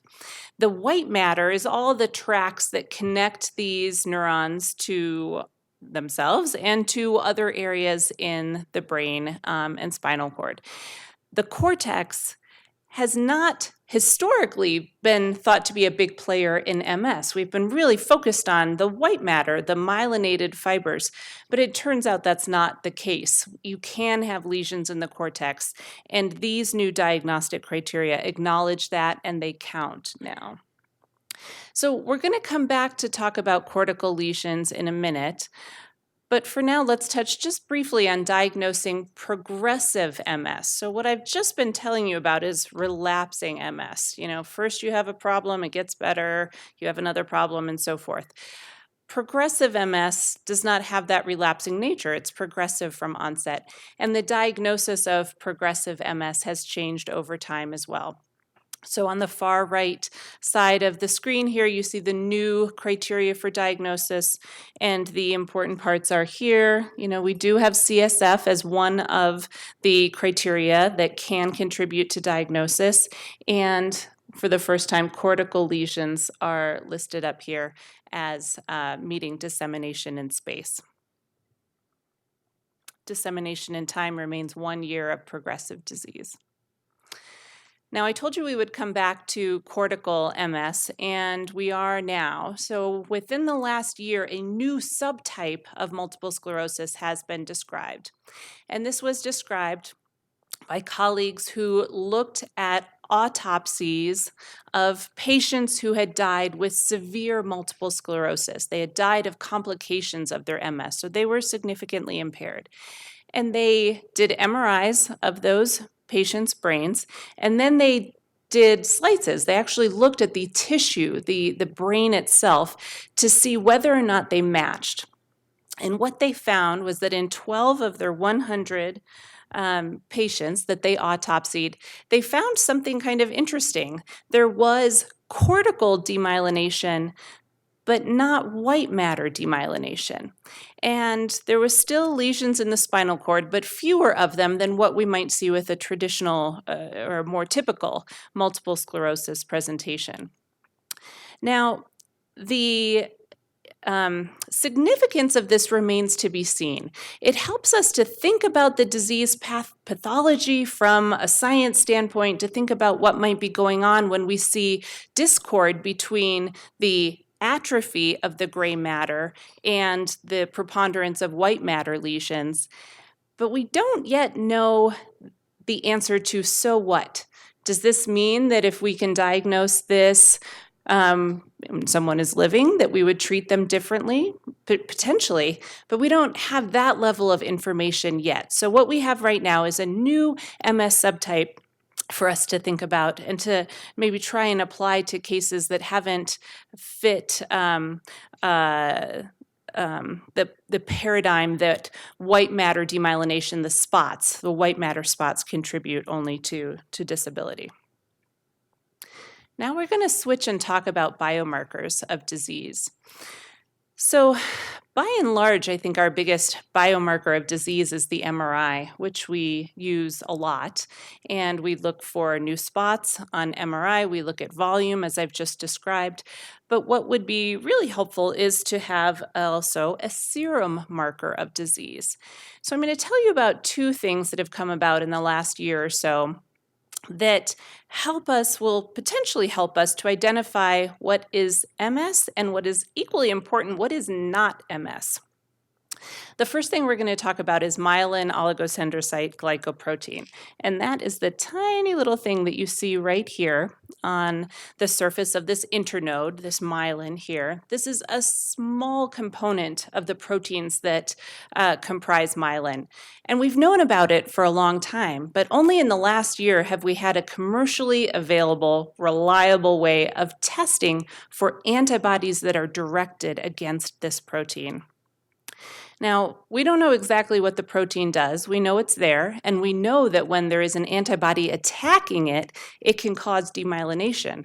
We've actually known that in the lab for a long time. But what we've learned now, because we have this commercially available test, is that there are patients who have this antibody who present in similar ways to multiple sclerosis. For example, there are patients that present with optic neuritis, as Dr. Bennett has just described to us, patients that present with spinal cord lesions called transverse myelitis, and a particular interest to me, since I focus on pediatrics, is this one over here, acute disseminated encephalomyelitis. We'll touch a bit on that, but I will suffice it for now to say that is a monophasic disease. That only happens once. And MOG can be found in a significant portion of those kids. Now, we'll switch for a minute and talk about this thing here, neuromyelitis optica spectrum disorder. So we have diagnostic criteria for this.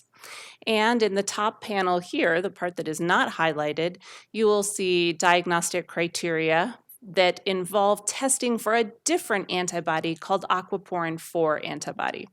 But we've observed for a long time that you can have an NMO spectrum disorder and not have this antibody, and that's what's highlighted in the red box here, the so-called seronegative neuromyelitis optica spectrum disorder. Now that we know about anti-MOG, we know that a portion of the patients in this category of seronegative NMO, NMO spectrum disorder, will have anti-MOG antibodies. So there's some overlap in terms of what causes these clinical phenotypes. And as I've mentioned in kids, we also know that MOG antibodies can contribute to this clinical presentation of acute disseminated encephalomyelitis, which is a one-time disorder in which kids become what we call altered. They're either exceedingly somnolent or sometimes they even will become psychotic or quite irritable. And they have large demyelinating lesions seen on MRI. So perhaps this antibody is giving us a clue about what might be causing some of the phenotypes that can look like MS but aren't MS, which I will argue is equally as important as having good diagnostic criteria. Importantly, the clinical presentation for these patients can vary. It is not always chronic. Many times it just happens once, even in adults. But when it does recur, it can result in vision loss. The next biomarker I'm going to mention is neurofilament light. This is an area of study within all of neurology that looks at neurodegeneration, because neurofilaments are sort of the ladders that build the axons here, that build the axons that connect the cell bodies, neuronal cell bodies, down to connecting to other cell bodies. So why do we care about this? Well, as you see in this schematic, whenever there's damage to an axon, the neurofilaments are released from that axon. Then they progress into cerebrospinal fluid and into blood. And so this can be a useful marker of what's going on in the brain that we can detect through blood. It's not specific to multiple sclerosis. It's used in other areas, including Parkinson's, Alzheimer's disease, stroke. But what we care about is how it works for us in MS. And this is one slide. I'm going to focus your attention down here on the right that describes a study in which they checked the neurofilament light of patients before they started rituximab, which we know to be a highly effective therapy, and then after they were on rituximab. And as you see, there was a decrease in levels of neurofilament compared to the pre-treatment and the post-treatment. And the solid line there that you see is the NEDA, no evidence of disease activity. So we know that these patients, during the time of their treatment with rituximab, had no evidence of disease activity, and that would correlate with what the neurofilament light was showing us. Recently, at an international MS conference, there was more presentation about the use of neurofilament light. And this graph here correlates one study that showed that the number of enhancing lesions that you had correlated with neurofilament light levels when evaluating large databases of blood that were taken for other studies.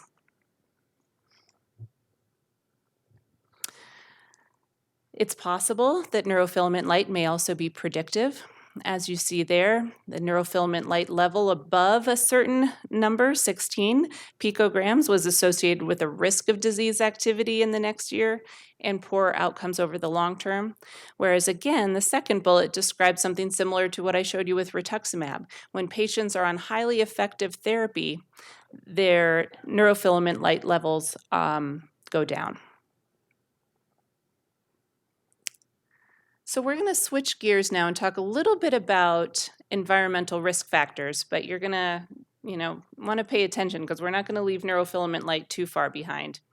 So recently, this study was presented in which they looked again at a database of patients who had had a clinically isolated syndrome and evaluated certain things in the blood to see whether or not any of this was predictive of outcomes. What they looked at was the vitamin D level. They looked at a nicotine metabolite, Epstein-Barr nuclear antigen. We know Epstein-Barr is a necessary precursor for MS. They looked at a cognitive test called the PSAT, and then they looked at the neurofilament light. And what they found was your vitamin D level predicted better cognitive outcomes over the course of this study. You can see the specifics there. But also here, I'll draw your attention to the neurofilament light level that was used as a proxy in this case for disease activity. Smoking predicted worse cognitive outcomes. I don't think that's a surprise to any of us who have potentially been counseled or known for some time that smoking is associated with worse outcomes in MS, but this was proven again. And the Epstein-Barr nuclear antigen was not associated with cognitive function. Another area of inquiry is in the microbiome. This is a term that describes the flora of our gut that is responsible for processing some of the food that we use, breaking down nutrients, allowing some nutrients to be absorbed and others not to. And what we have learned in recent years is that the intestinal permeability is different in MS patients. So this particular study looked at something that they measured in the blood called intestinal fatty acid binding protein, which is just a marker of how intact or disrupted the intestinal barrier is. And they compared a population of CIS, clinically isolated patients, with a population of people who were known to have inflammatory bowel disease and another group of healthy controls. And what they found was that, in fact, this marker, the IFABP, was higher in patients who had what they called early MS or clinically isolated syndrome versus controls, and that it may also be correlated to how they did their EDSS, which is a marker of function. So this is something to pay attention to. The graph that you see here is a depiction of how it might work if you have some molecules up here in your gut, but you have intestinal permeability. Some of those things that wouldn't otherwise get through are going to get in here, potentially trigger immune cells that then enter the bloodstream and find their way into the brain. So this is ongoing research. And now for some treatment updates. So first of all, we're fortunate at this point to have a repertoire of MS treatments that is inclusive of injectables, infusion therapies, oral therapies, and the orange boxes that you see down here are medications that are in development. So we're in a really powerful time of having options, which is always a benefit. But one of the things I'm going to tell you is we have one less now, and that is daclizumab.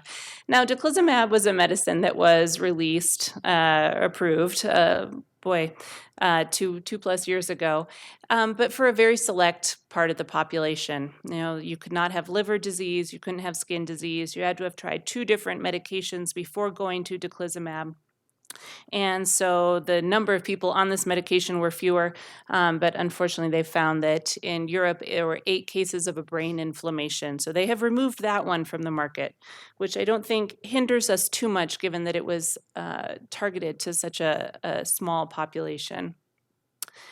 But we also have Ocrevus. So on the brighter note, we have Ocrevus, which was released in about a year and a half ago, March of 2017.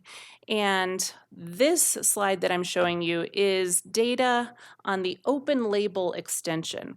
So the studies that were done on ocrelizumab that led up to the FDA approval were, in this area here, the 96 weeks study. And what you see in the blue are patients who were randomized to start ocrelizumab right away, compared to the sort of magenta, which were patients that were placed on interferon, specifically Rebif, before crossing over. And this axis here describes confirmed disability progression. And so what we see is during the course of the study, there were a greater percentage of patients on interferon who had confirmed disability progression. When those patients crossed over and started ocrelizumab, which is this half of the graph here, we see those lines were parallel. So this reiterates to us the importance of aggressive treatment from early onset, because the trajectory of confirmed disability progression was not defined up here. It was defined in the very beginning. So I leave you with that. Here's a summary indicating that the annualized relapse rate declined for the group that was on ocrelizumab and then stayed on ocrelizumab, as well as for the switch group, which was the group that was on interferon and then switched to Ocrevus. Another study looking at ocrelizumab, these were patients who had disease breakthrough on a different medication, indicated successful treatment of relapses and no new lesions. In this particular study, most of the population had no 6-month confirmed disease progression. And for progressive MS, we also have some updates in the open label extension. This is Oratorio, which was the study of ocrelizumab in progressive patients. And what we see here, this is the open label extension here, is a continued difference between the proportion of patients having confirmed disability progression, whether or not you were on ocrelizumab from the start of the study or whether or not you were on interferon or placebo, first, and then switched over. Now in other news, Ampura, known as the walking pill or dalfampridine, in September, lost an appeal to maintain its patents, 4 out of the 5 patents that distinguished it as a medication separate from the more generic 4-aminopyridine. So it lost its patent. What this means is that we now have room in the market for generic dalfampridine. So what has happened is we now have one. We have one generic medication made by Mylan.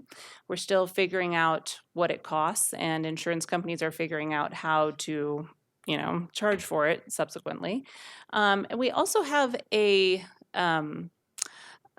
have the ability to take the 4-aminopyridine, the active ingredient of dalfampridine, and compound it into medication. But that has been hindered recently because of a shortage of this active component.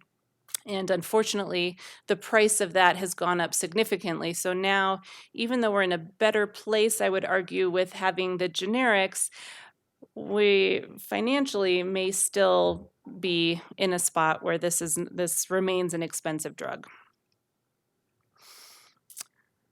Okay, another update here.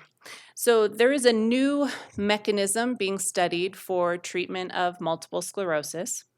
We have learned through testing and experience of using rituximab and ocrelizumab that medications targeted against the B cells are very successful at calming disease activity in multiple sclerosis as measured by relapses and new T2 lesions.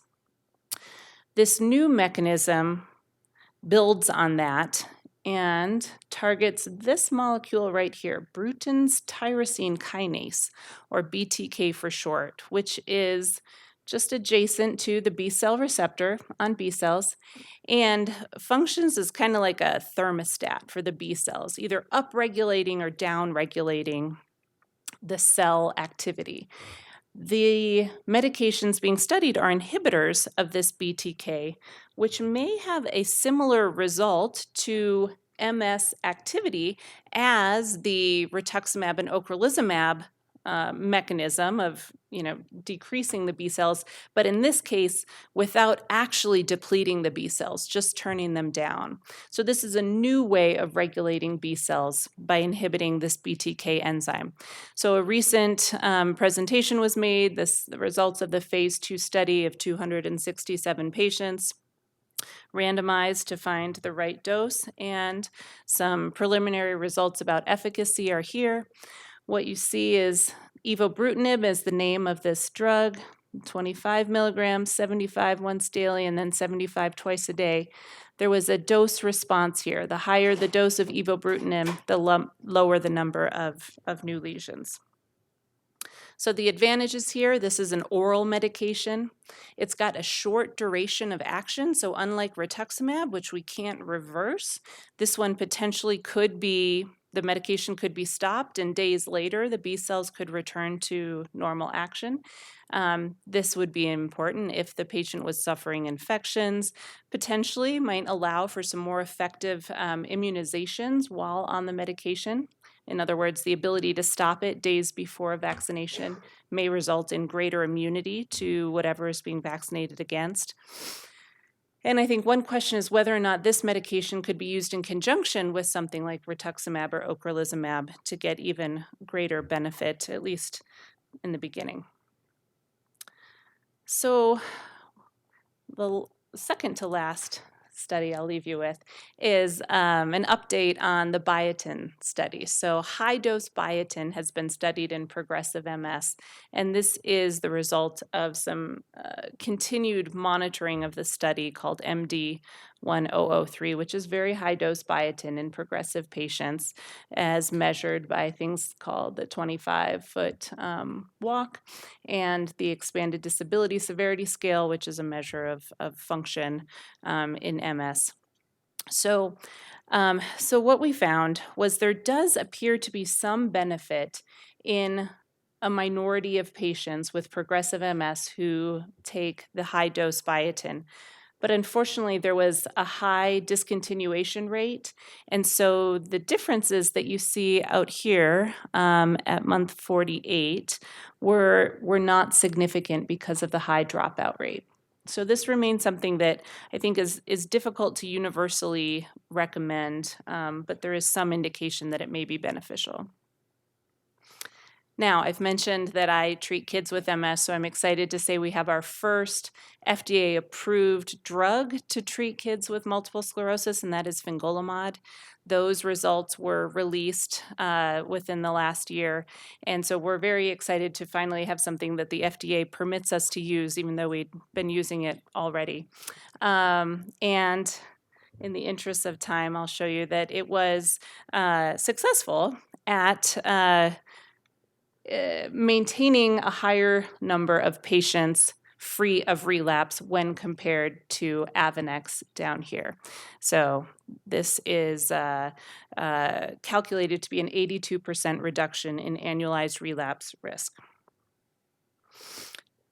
Okay, here's the last slide. So we often wonder, when do you stop treatment? And this is something that Dr. Corboy here is pioneering some research in to look at when is it okay to discontinue treatment? This is a different group here who presented at ECTRIMS, the International MS Conference, that did a retrospective chart review of patients more than 60 years old who had been on a drug for at least 2 years, many of them on for more like 18 to 20 years, and then discontinued. For me, I think the important part here is that there was no change in MRI after stopping. 95.1% had no new T2 lesions. Now, the graph over here shows time 25-foot walk rate, which would seem to indicate that you get faster when you stop therapy, but this was not clinically significant, so we can't draw too many conclusions from that yet. Okay, thank you for your attention.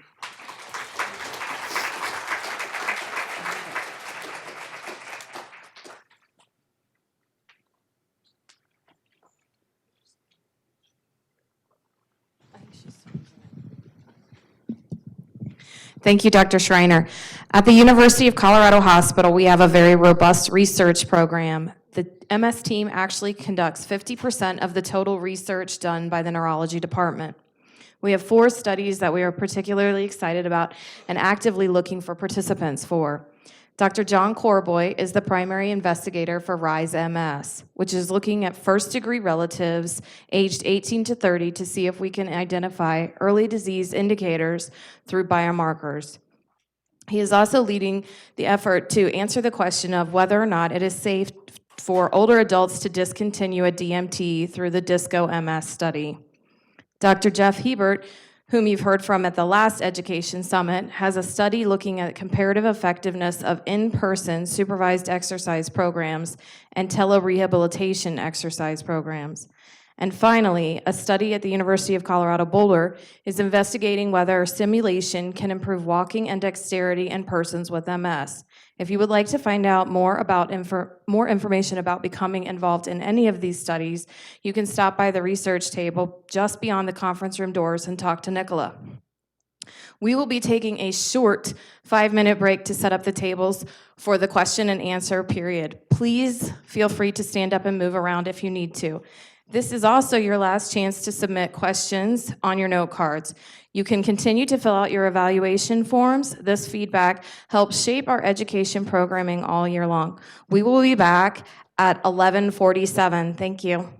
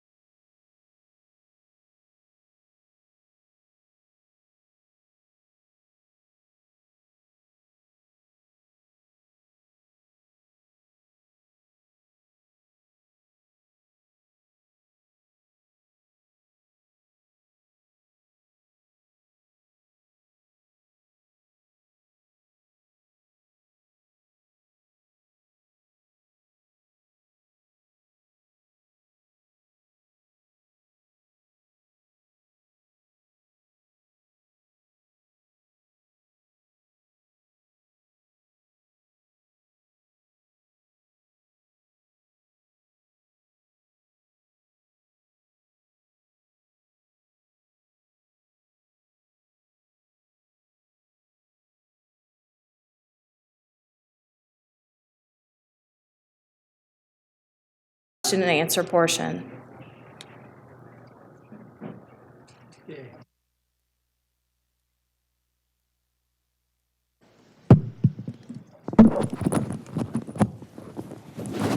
Okay, so we're going to get started. So we have a fair number of questions here. I'm going to try to group some of them together, just for the sake of time. And I'm sorry if I don't get to everybody's right from the beginning. The first thing is just a couple of semantic issues. The first question was, how do you tell the difference between progressive and relapsing remitting MS? The only way you can tell the difference is by talking with the patient or monitoring how they're changing over time. There's no blood test, MRI test, or anything else for that. So relapse remitting patients, by definition, means that they may be having attacks, but between the attacks, they're not changing. So they would come in and say, they haven't had an attack last year, they'll say, I'm basically the same now as I was a year ago. Progressive patients may be having attacks or may not be having attacks, but they will come in and say, without any attacks, I'm still worse now than I was a year ago. So it's really what you tell us that determines which one of those terms we use. Having said that, I would say that you getting labeled with one of those terms is potentially dangerous because there is actually no drug specifically approved for secondary progressive MS, and so it doesn't do you any good to get that diagnosis. And the concept of neurological reserve related to SPMS is just a hypothesis that I've proposed that the onset of progressive MS represents the point where the brain has lost that neurological reserve. That's not a consensus in the world yet. And then there's a question about what do we mean by disease-modifying therapies? So there are 5 classes of therapies. One is diet and exercise, very important class. A second one are over-the-counter medications people take for whatever reason, and that includes marijuana.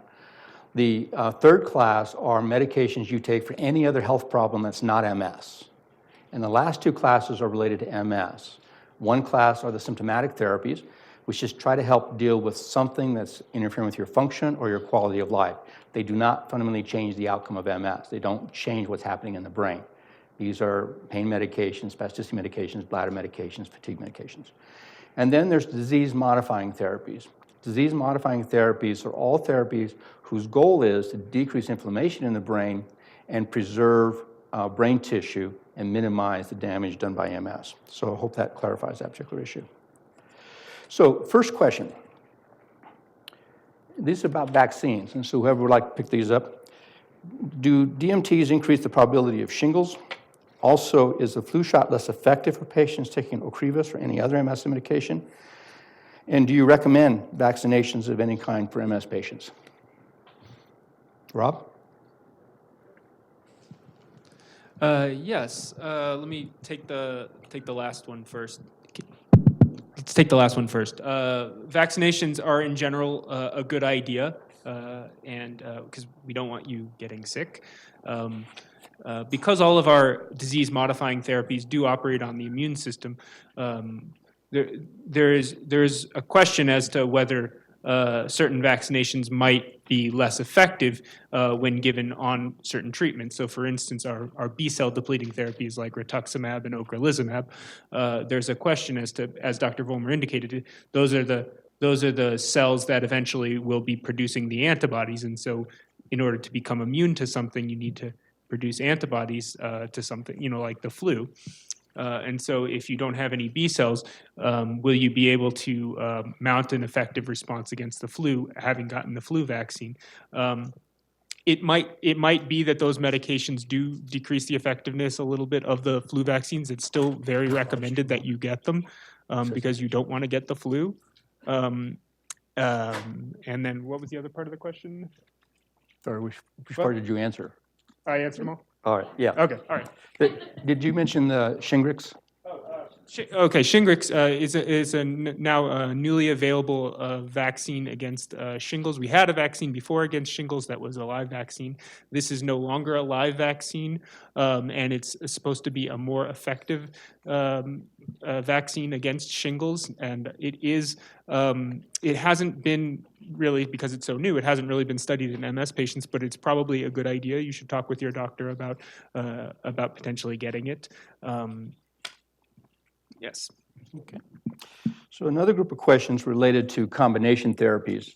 And so maybe we could ask Jeff if he would address these. So one was, do people ever take more than one DMT, like monoclonal antibodies and interferon. Second question was, can you use plasma exchange rather than DMTs in the postpartum period? And then the last one is just, again, combination therapies. Do you believe in pharmacologic synergy? Is it possible? So combination therapy is what we know about them. Well, I guess the simple answer is, do I believe in synergistic therapy? Certainly I do, as a neuroimmunologist studying the mechanism of disease. Do I believe in the synergistic financial aspects of doing combined therapy? In the realistic world, no. Unless prices were to drop or someone were to invent and have the rights to use combined therapy, it would be difficult. But we are starting to understand some aspects of the biologic action of these agents, but still when it seems clear, such as simply giving ocrelizumab or Ocrevus to patients where we know we deplete B cells, the question is, why did that depletion of B cells, work? Was it through the arms of the B cells increasing inflammation? Was it through the arms of the B cells producing certain antibodies? Was it through the B cells presenting antigens? And how much did we set our things backwards by eliminating B cells that fight inflammation? And so if we can figure out that aspect with the BTK inhibitors that Dr. Schreiner presented, we can know how much of that angle we could get through that, how well we could time therapies. So I think that's up, the onus is on us as researchers to, investigate this more clearly and define the limits and the arms of therapeutic benefit. And progress is slow. So it's been 25 years of having glutaramine acetate, Copaxone, and beta interferon, and we still don't know how those work. So, give us some time. We'll eventually figure something out. But I think that it is something that we'll see staging first before we see probably combined therapies. And, that's how I view the combination route. Thank you. Just one other additional comment, as I mentioned in my talk, that there's this concept of neuroprotection emerging. And so we're hoping that we can actually start some combination study trials where we use a strictly immunological therapy combined with something that may work directly with the brain, the cells in the brain, to try to preserve neurons. So there may be some additional combination trials coming up. This is for Dr. Schreiner. What is the dose for the high-dose biotin? Well, it's quite high. So you can't get it in Whole Foods or Vitamin Cottage. There is a website that is, I believe, called highdosebiotin.net, where you can buy it. And I think it's on the order of like $30 or $40 a month to get the proper dose. But it is quite high. You would spend your day taking pills that you bought over the counter if you didn't have this formulation. Do you guys remember the dose? It's 100 milligrams 3 times a day. 3 times, yeah. So it's a total of 300 milligrams a day. By contrast, when you go to the vitamin store, what you're seeing on those bottles are in micrograms. So they'll be like 1,000 micrograms or 5,000 micrograms, which is really only 1 milligram or 5 milligrams. And again, you need 300 in the course of a day for this particular one. So. Yeah. And please don't take 60 of those over-the-counter tablets because the filler they put into them is toxic at that level. This is also for Dr. Schreiner. What is your thought in terms of the usefulness of the neurofilament light marker as a test to follow all MS patients to identify where they're being treated successfully or not? Okay, I think that's a really interesting and exciting topic. As I showed you, we have some data that neurofilament light can be tied to disease activity. And so maybe this will be helpful for us in the future if there's a question of whether or not there's a new lesion and the MRI isn't available, or we could potentially use it as a marker of whether or not the disease-modifying therapy is effective. But we're just not there yet. So it's still an expensive test. It's not easy to run just like we would run a vitamin D. So I think we're definitely looking at that in the future, but it is an area that we're using in our studies now so that we can better understand what the appropriate correlations are and what isn't. Okay. Dr. Bennett, you had several questions on vision. And questions related to vision, I'll try to, some that can be answered quite quickly. So can MS cause glaucoma-like symptoms? Glaucoma generally is a painless progressive visual field loss, so often there aren't any symptoms. So the big thing that you should be aware of as an individual, is there a family history of glaucoma? That's the biggest thing that relates to a risk that you can detect. Make sure you get eye pressures measured, but nothing related between MS and glaucoma, either acute angle closure glaucoma, open angle glaucoma, or normal tension glaucoma where you don't even have high ocular tension. 2 questions related to migraine visual symptoms, which can often happen in both eyes, sometimes monocularly, often positive in nature, something that is in your vision that doesn't belong there, flashes of light, zigzag lines, ripples like heat waves across the vision. These are not MS optic neuritis related symptoms, which are negative symptoms. I've lost vision. I have visual blurring, not that I have things in my vision that don't belong there. And ocular migraines can come with visual symptoms that are without headache. They typically last 15 to 30 minutes, but it's officially okay if they last up to 24 hours. So there are medications that we use to treat regular migraine that can work for that. And I've seen in some instances MS therapies on an individual basis exacerbate migraine in patients who get on them. There isn't an overall worse one to be on, in terms of something that really excites ocular migraine tremendously. Is there a correlation between pale optic nerve and optic neuritis? Yes, optic neuritis, as it causes injury to the optic nerve, causes optic nerve pallor. So your physician will often look to see if there's pallor of the optic nerve, first visit or subsequent visit, perhaps as a sign of silent optic nerve lesion. Unfortunately, some people are better than others at looking at the eye and determining optic nerve pallor. And optic nerve pallor, like Judge Brandeis said about pornography, you know it when you see it. There isn't a great definition of it, so sometimes some doctor will see it and some others won't. But you can consider that sign as being an indication of either manifest, that is, you had symptoms at some time of optic neuritis, or silent optic nerve injury. And I can go through others, or we can get Go ahead through and a finish. few. Okay. So steroid injections. Steroids in general will contribute to optic sort of eye cataracts. Frequent steroids systemically can accelerate cataract formation, but the worst is steroid eye drops or direct surface administration to the eyes. Internuclear ophthalmoplegia or any other cause of double vision. Does it always cause double vision? Sometimes not, and I would implore you that sometimes if you have blurry vision that's persistent and new, cover an eye. If it goes away, doesn't matter which eye you cover, it means that the double vision is so subtle, it's not really forming 2 images, but making you think your vision is just blurred. So that's one instance where double vision, that is INO or any other mechanism, doesn't cause double vision and may need to be treated to help it get better faster.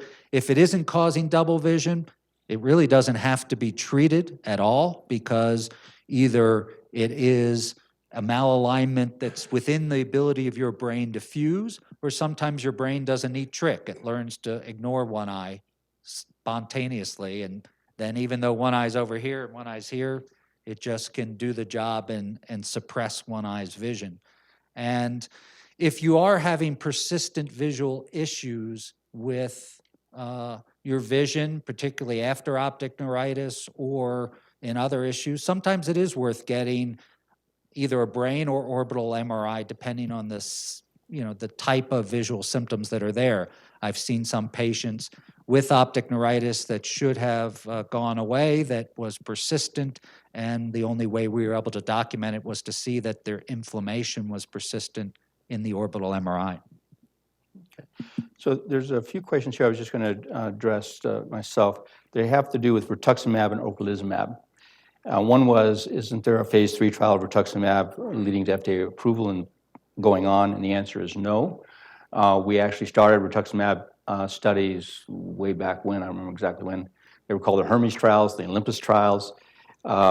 We completed those, it showed great promise, and then the company stopped supported development for that drug because they were going to lose their patent before they could get to market. And they created a slightly newer drug, which is called ocrelizumab, which they completed the studies and got FDA approved. I don't think there's any real difference between these drugs from the standpoint of their use in treating MS. There's a question about cancer and ocrelizumab. There is information in the patient information kit that says that there was an apparent increase in cancer in the people on ocrelizumab. However, at this point, based on a lot of other studies have been done and things, it seems that that's probably not the case. We won't know for 10 years after the drug's in the marketplace for sure. But the number of cancers that occurred in the study were what would be expected. There were no patterns to the cancer suggesting they were due to the drug. And rituximab, which as I said is the same drug, has been used in 4.8 million people since 1996. And because it's a biologic, there's a lot more safety data on it than there is most drugs. And internal reviews from the company that I've been told did not show any increased risk of any cancer in that group. So one of the advantages of ocrelizumab has that most of our other meds don't have is that it's a member of a class of drugs that we've been using for a long time. That doesn't necessarily tell you everything you need to know about it, but in terms of how we think about it, we don't really think of it as a brand new drug as a year and a half ago. Next questions have to do with remyelination. What is its status? Do you think it's going to get approved? And what about stem cells? Whoever would like to take that.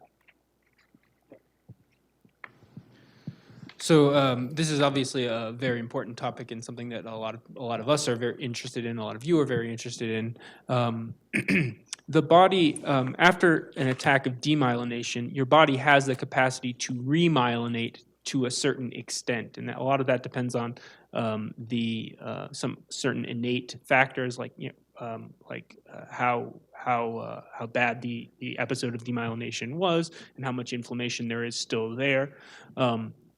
So the question is there anything that we can give or anything you can do that can promote or enhance your native kind of remyelination that's going to happen? So far, there's nothing that we have that's been approved for that indication. There are certain experimental things that are being looked at. One of the things was what Dr. Schreiner discussed was the high-dose biotin. We're not really sure even if it is effective in that way, if it is actually producing more myelination, but that is one of the theories that has been thrown out there. And there are several other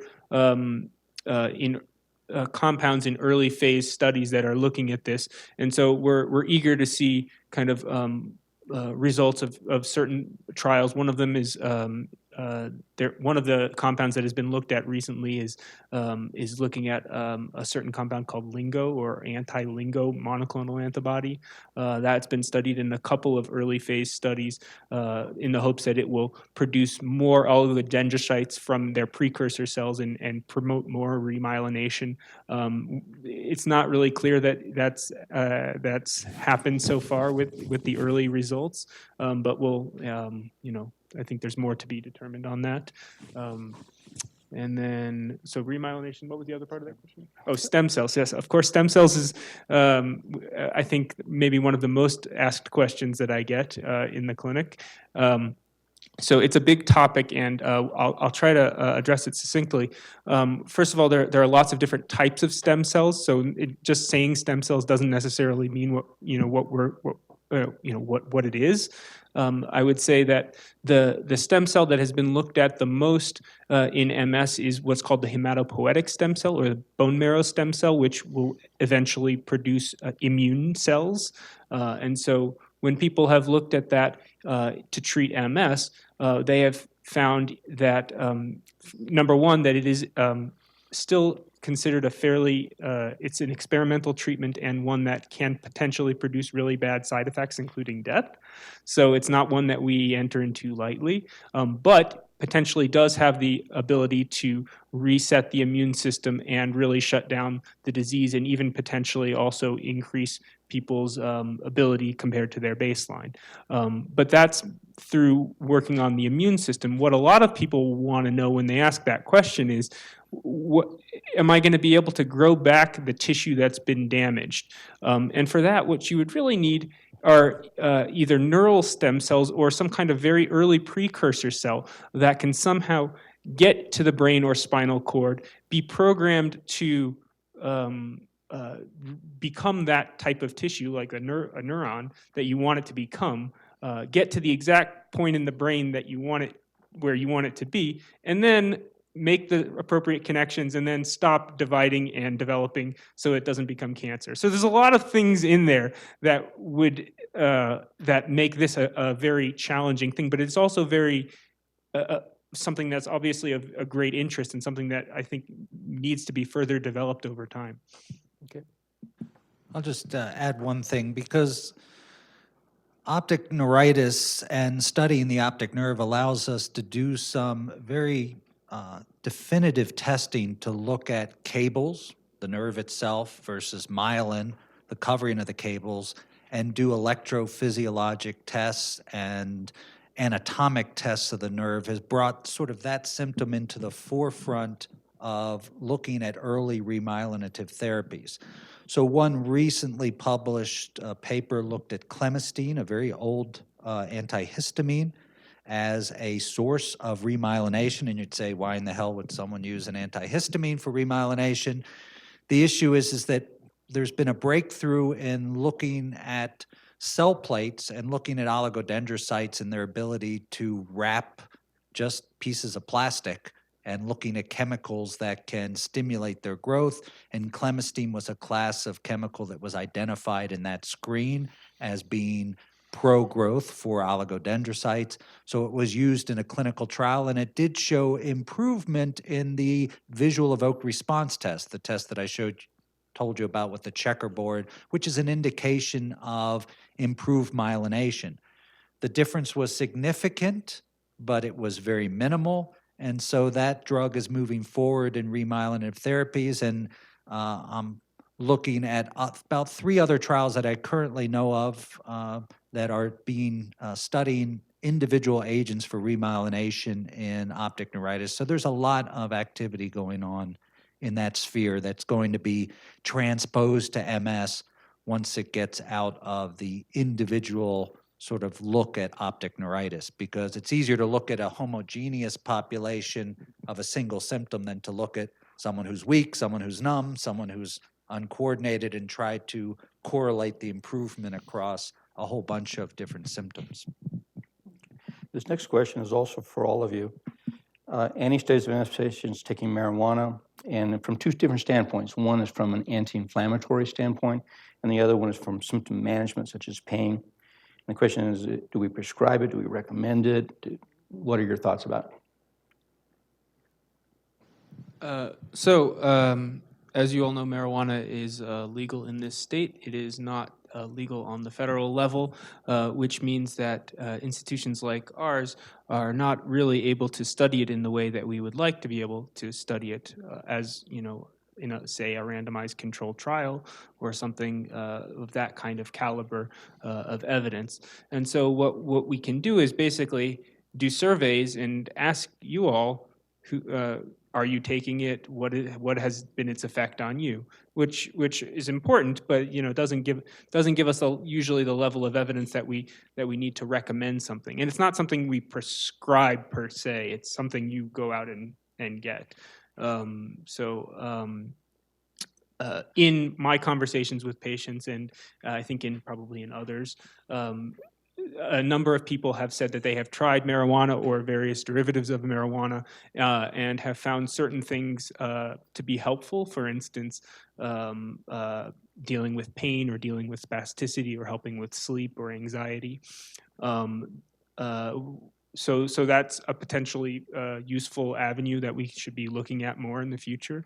Of course, you know, when we do clinical trials, we also learn a lot about the safety profiles of the various things we're looking at. And so though marijuana has been around for a long time and lots of people have used it, it's still, we don't know exactly kind of, you know, what its safety profile is. And, you know, specifically, you know, when we look at the different kind of components of it and, you know, what doses we might be considering, all that stuff is very murky right now. And so more study needs to go into it, and, you know, perhaps in the future when it is more legal, we'll be able to do those studies. And I'll just add in a few things.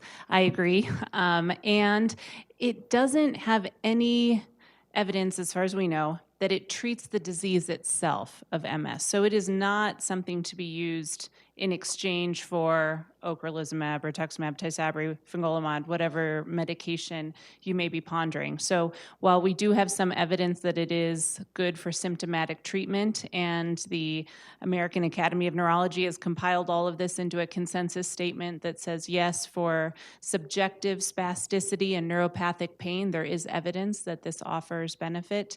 It is not to be used as a disease-modifying therapy. And just to add another comment, unfortunately, the product that we're talking about is a very complex product. So THC is the psychoactive component, and it's one of the cannabinoids.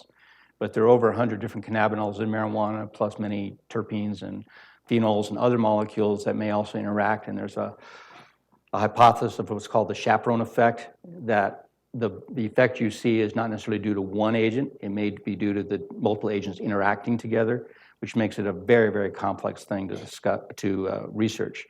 But also, we have no real idea what's in the products over the counter, but there is evidence that they can be used. We don't know long-term safety, but acute safety is relatively good. So we can't tell you what to take or where to go, but if you're having a lot of trouble with spasticity and pain, it's probably as reasonable to try that as it is the prescription medications that we have. And then I think that given the time frame here, we'll go to one last question. I would like each one of the physicians to address this. And what is the process of how doctors choose the best DMT for their individual patient? For example, why put a patient on Tysabri instead of Ocrevus? Terry, you want to start? That's a great question. So the ideal medicine for MS would stop the disease and have no side effects. That's the ideal. We don't have that. We have some highly efficacious drugs, Tysabri, rituximab, ocrelizumab, that I think we here sort of preferentially use because they work well to stop relapses, and there's some evidence that it stops progression as well. But the right medication for any patient depends on what they are willing to do and what side effects they may have. And so if, as I'm talking to my teenagers, they say, I don't want any pills, don't give me any pills, I can't swallow them, I won't remember them. Well, then, that's further evidence that, fingolimod, Tecfidera, Aubagio, they're not going to be good options for that particular patient. Conversely, if somebody says, I'm really needle phobic and something, that requires frequent monitoring, is going to be really hard for me. Well, some things are avoidable and others aren't, but that might be a patient where we talk more about oral options. We also can adjust our choices based on how a medication works for one patient. So if someone starts rituximab and doesn't do well, either has frequent infections or infusion reactions or whatever, then there's always the opportunity to switch. And I'm not even going to touch on insurance issues, but those play a big role as well. I agree. I guess what I would add is that it would be also nice if we had people talk about this era of personalized medicine, and I think we would like to be able to personalize a treatment exactly for you because of this blood result or this MRI result, and we know exactly that this treatment is going to affect you in this way. And I would say we're not quite at that point yet. What we are at though is we have this kind of handful of treatments that some of which are very, very effective, and so to a certain extent we play the odds. We know that if you're not going to get treated at all, odds are you will get worse over time. Odds are if you start treatment very early with a highly effective treatment, you will not get worse over time. And a lot of those slides that I showed you were related to that. So so we have the ability to kind of address the disease very early on with highly effective therapy, and so we, like Dr. Schreiner said, we do tend to go to that to those things. As far as the difference between the anti-CD20s and natalizumab, that was part of that question. We always check a number of blood tests before we start anybody on treatment, and we're looking to try to make sure that whatever treatment we decide on is going to be safe for that person in the long run. And a lot of the tests that we're looking at have to do with the presence or absence of chronic infections. And so, for instance, we don't want to be treating people necessarily with one of these anti-CD20s, rituximab or ocrelizumab, if they, have hepatitis B, a chronic hepatitis B, or HIV, or tuberculosis, things like that are untreated. We wouldn't want to give them a medication that can affect the immune system in a systemic way that could potentially exacerbate those things. So we always check those things. And then, in particular with Tysabri, we're checking to see if the person has been exposed to that virus, the JC virus that causes PML. And again, we're trying to really avoid, if at all possible, treating people who've been exposed to that JC virus with Tysabri, because it could increase risk for getting that brain infection. Well, I think they've covered a hell of a lot of the nuts and bolts of how we make treatment decisions, but I'll take the 30,000-foot view for you here and say that we don't have a crystal ball. We have some indications, things we can measure when someone shows up to the clinic about who might have a worse case of MS in the long run, who might have a milder case of MS in the long run, but they're not such great predictors that we're willing to double down on that bet and say, I know how your course is going to be and how aggressive I have to be to treat you. So in the light of not having that crystal ball, we've done a lot of studies that you've seen with graphs over the past couple of years to approve medications for this condition. And those medications have over time become better and better in dealing with the numbers that we want to see. How many times do people have attacks? How much do they progress? How much does their MRI show activity? All of those things come into the equation, and they're getting better and better at suppressing it, more and more, quote, high efficacy therapies.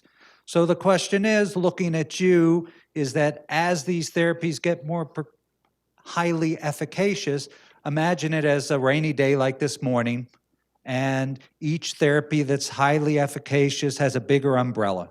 It's going to cover a bigger group of MS patients altogether than a therapy that's less efficacious. And what's the consequence of leaving you out in the rain? Okay, I can't predict it.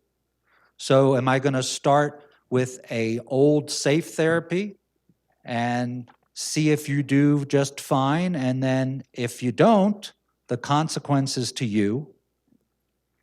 And I can give you a bigger umbrella and feel better that it's more likely I'm going to cover your disease, and the consequence is the potential side effects and harm that I might do by giving you a stronger therapy than you might have ever needed, which I can't predict. And I can control those side effects that I know of by our knowledge of these medications. I can use all the tests we've talked about to decide what is worth a safe versus efficacious ratio. And we think as a group here that we can do a lot more to affect disease by starting with a bigger umbrella than trying to catch up with our mistakes. And that's how we decide. And because I'm the oldest, I get the last word. I agree with everything they're saying here, and just to reiterate what we're saying is that we do not know how to predict accurately what's going to happen to any given patient. So we are simply looking at the outcomes of the studies and looking to see what the probability is that somebody on drug A is going to do better or be well 2 years versus drug B. And because we can't predict, we're simply trying to shift the odds as much in your favor as we can, while also carefully evaluating risks. So we do the blood tests, we monitor you closely. So it's patient selection to minimize risk and patient monitoring to minimize risks, and then it's simply giving you the information about what we do know about the comparative effectiveness of these drugs. I would argue that we're one of the most data-driven group in the world, but we don't look at any one study. We look at every study we can find. And as a group, We have participated in the development of every drug that is currently available in the marketplace and many more that failed.